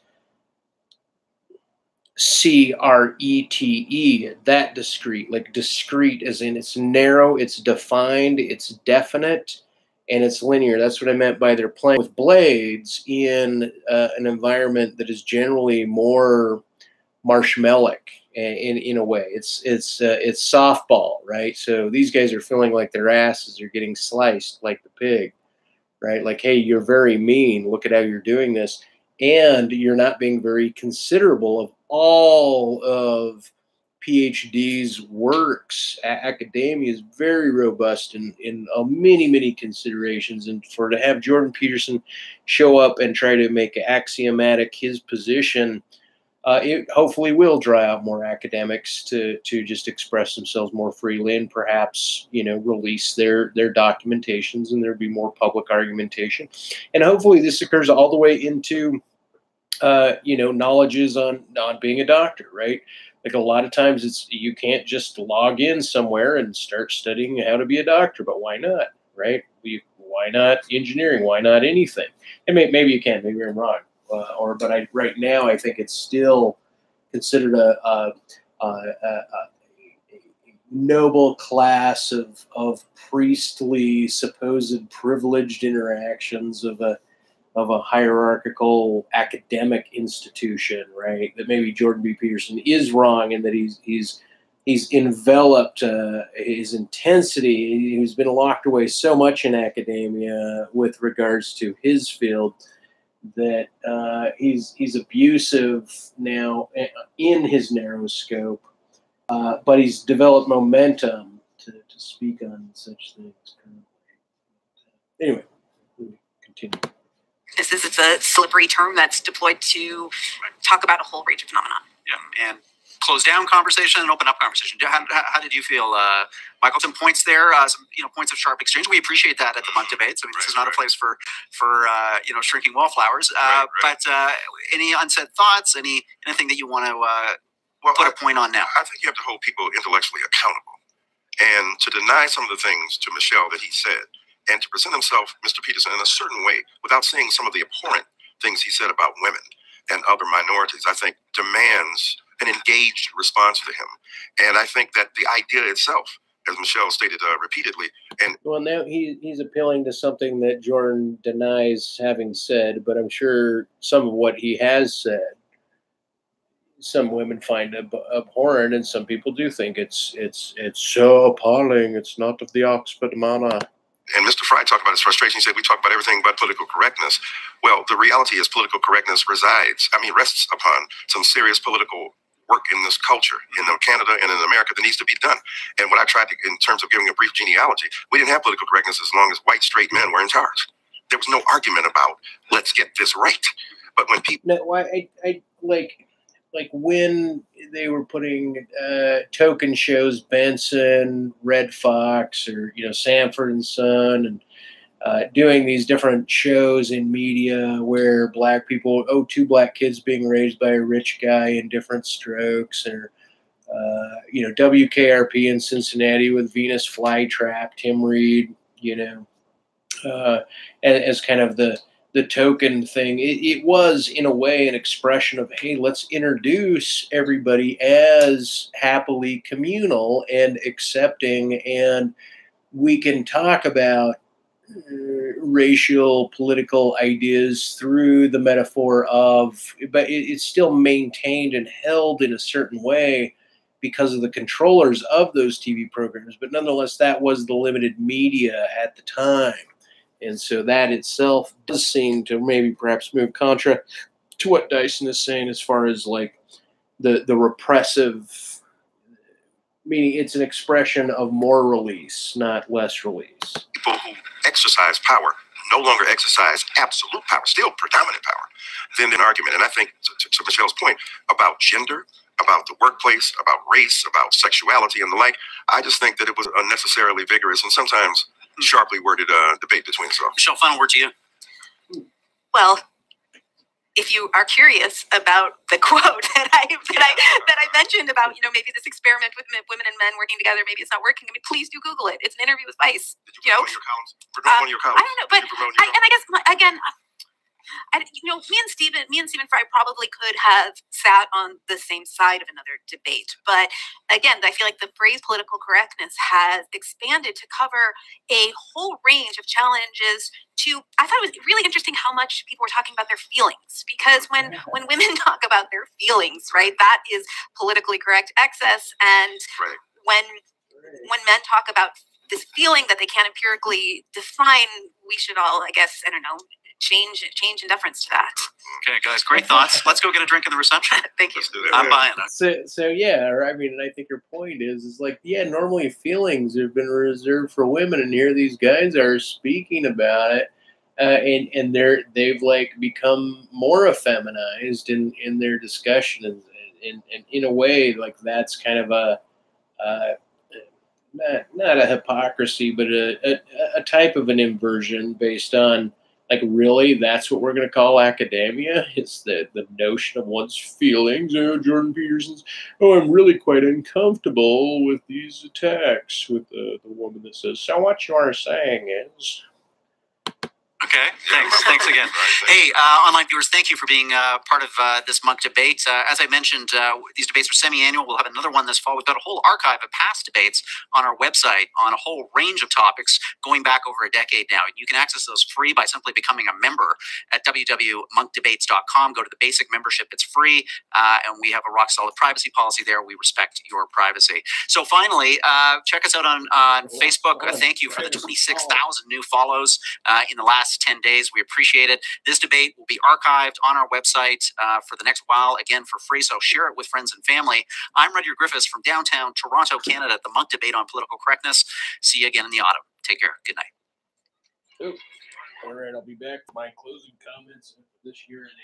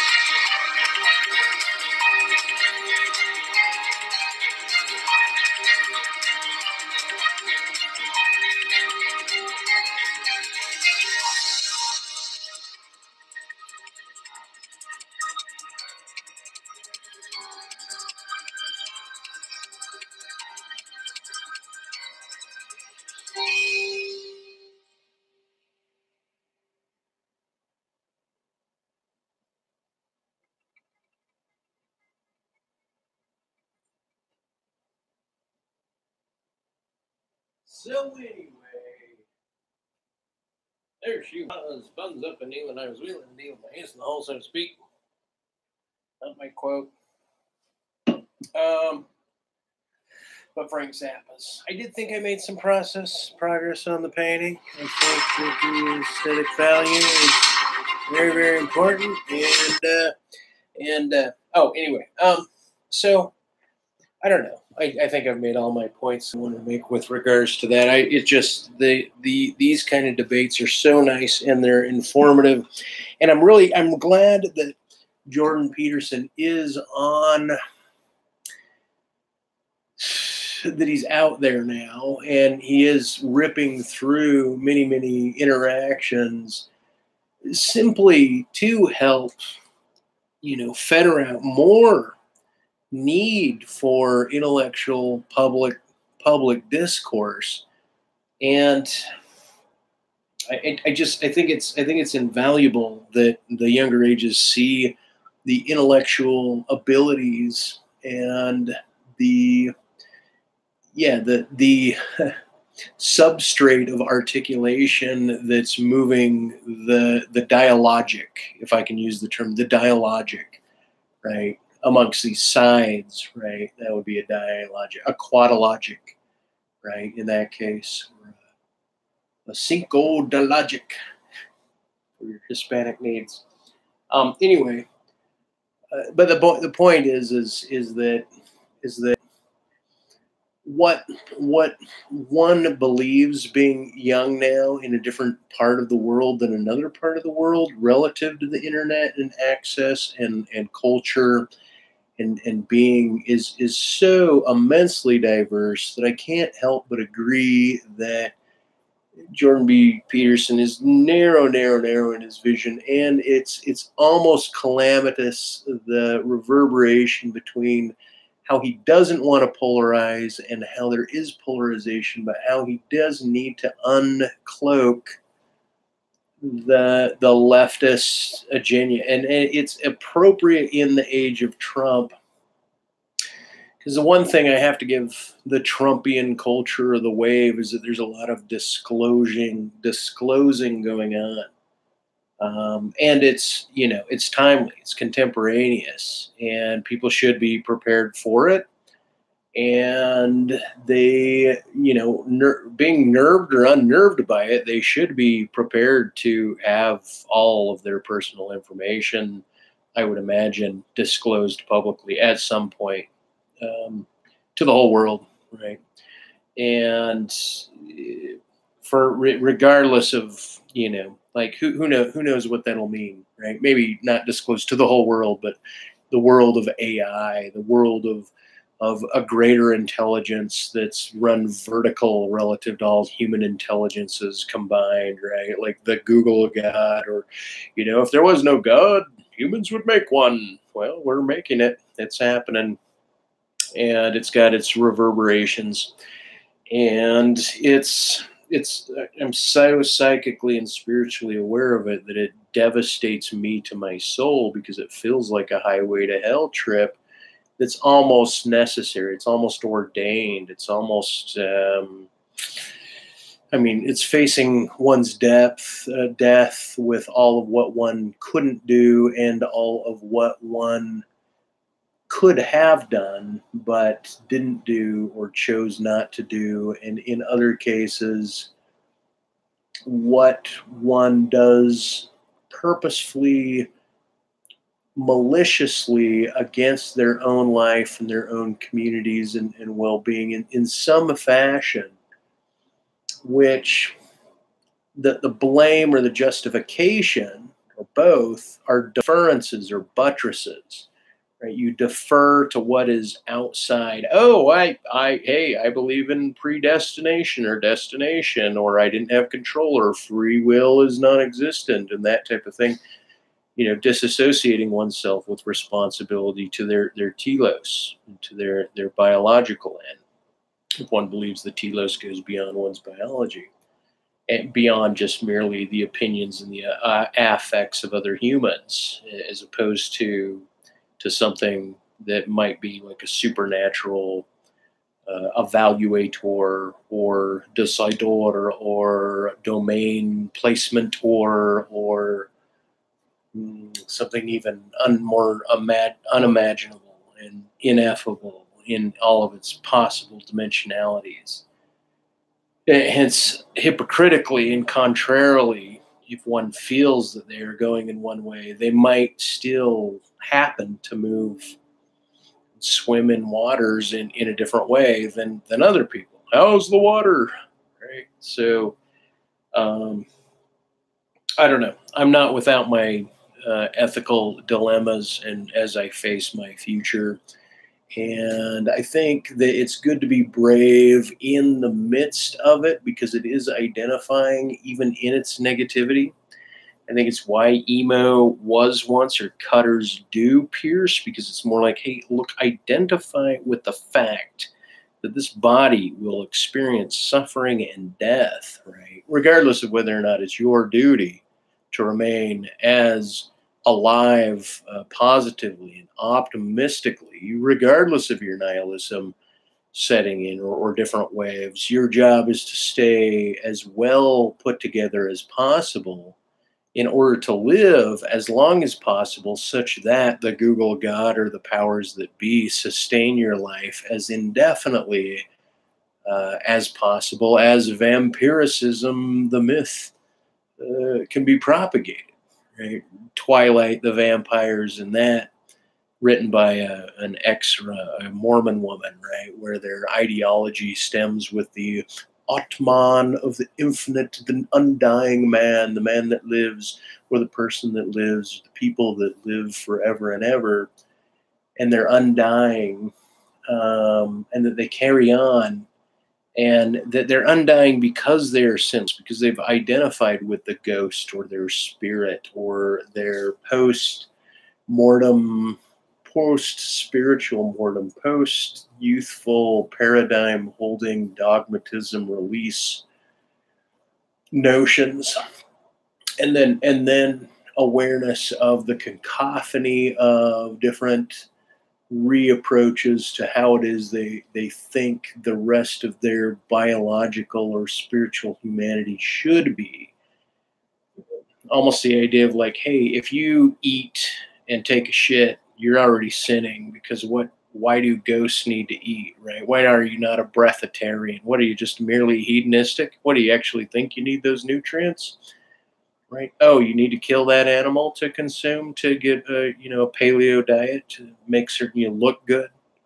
Like these ideas of where one regrounds their ethic and even their perception of, oh, am I just on a holodeck and it's okay to go mowing people down or killing these people like I just happen to be in a video game because I'm young and dumb, and maybe HARP is affecting the minds, and if not, maybe something supernatural or downloadable, or where the brain is an antenna per se, is being fed in kind of the info wars, blah blah blah blah blah blah blah fashion.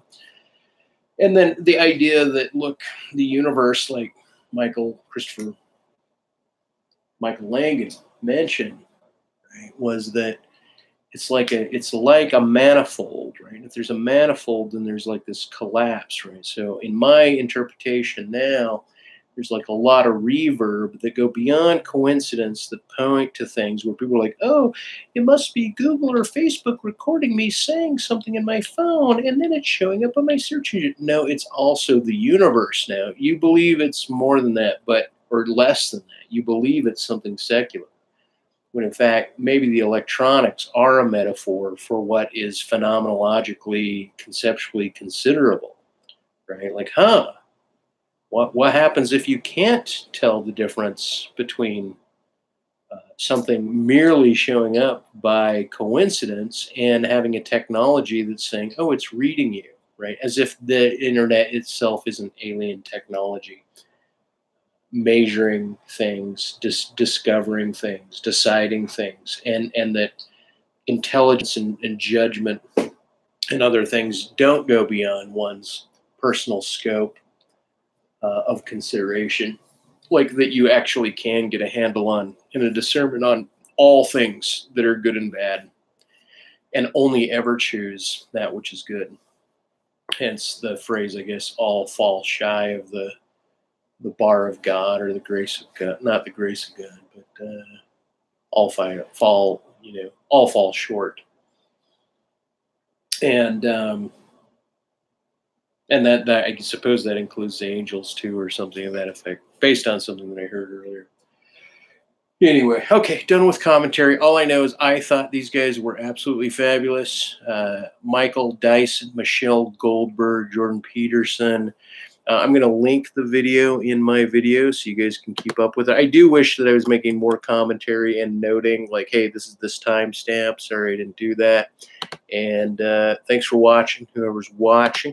And make certain that you subscribe, because, look at that. I actually got people in there. Hey, cool. Hey, have a good one. I don't like JP one bit. I walked out on him the first therapy session. Hello, I just started washing. Why is nihilism associated with people who are depressed, psychotic, hedonistic, and soap? Okay, so let's see what we have here. Why is nihilism associated with people that are psychotic, hedonistic? You said, oh, well, I was putting nihilism as kind of a not believing in anything. So it kind of like there's a spiraling overlay. It's like doing a soft serve ice cream that's a mix between vanilla and chocolate, where you see the stripe, right? So that's kind of how nihilism is associated with the depressed and psychotic. But like, why is it associated? Because depression is often found in a sense of hopelessness. And nihilism is like the epistemological basis for letting the bottom drop out, where one finds themselves nihilistic.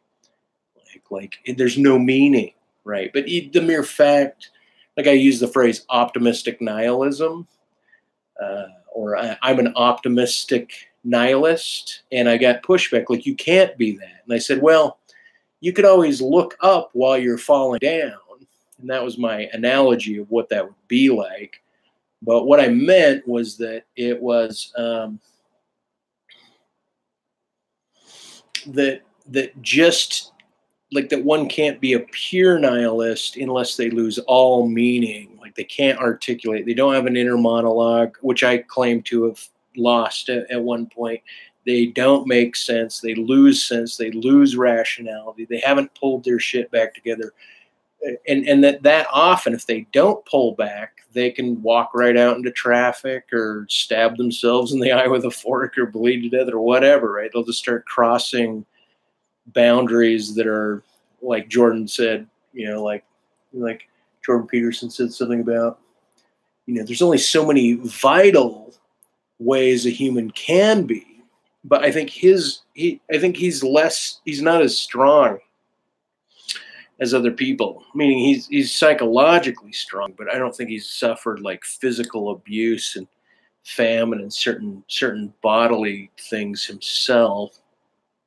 He hasn't gone out of his way to play to the down, which might be the huge accusation of, hey, the left is just playing to the down, right? Allowing these historic z-axes to take over the xy presenting contemporary axes. But anyway, so that's why I think that nihilism is associated with depressed people, is that nihilism is the philosophical category which seems to imply that which is evident empirically in depressed people. Psychotic, not necessarily nihilistic.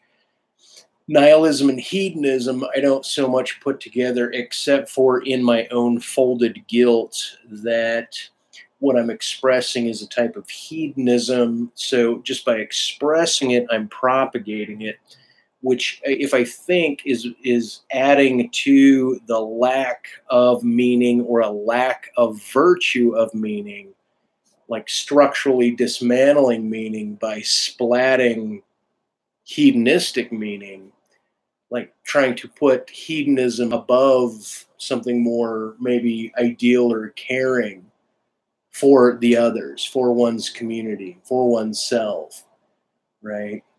Then, so if one puts it as a hierarchy, in a hierarchical sense, then I guess you could say that one might believe they're leading their community to a sense of worthlessness by adding more data to an already increasing data sheet that's very complex. So why propagate more elements of, asteroid dispersed nature that when what you gather from it, it yields some sort of hedonistic this could have been a painting of a chef cooking salacious food, right? Which would be different than a bunch of nudes and activities and sexual, perhaps, positionings and icons and so forth. Anyway, soapbox. That's the last thing someone said. Anyway, I think I'm going to head out now. Thanks for listening, y'all.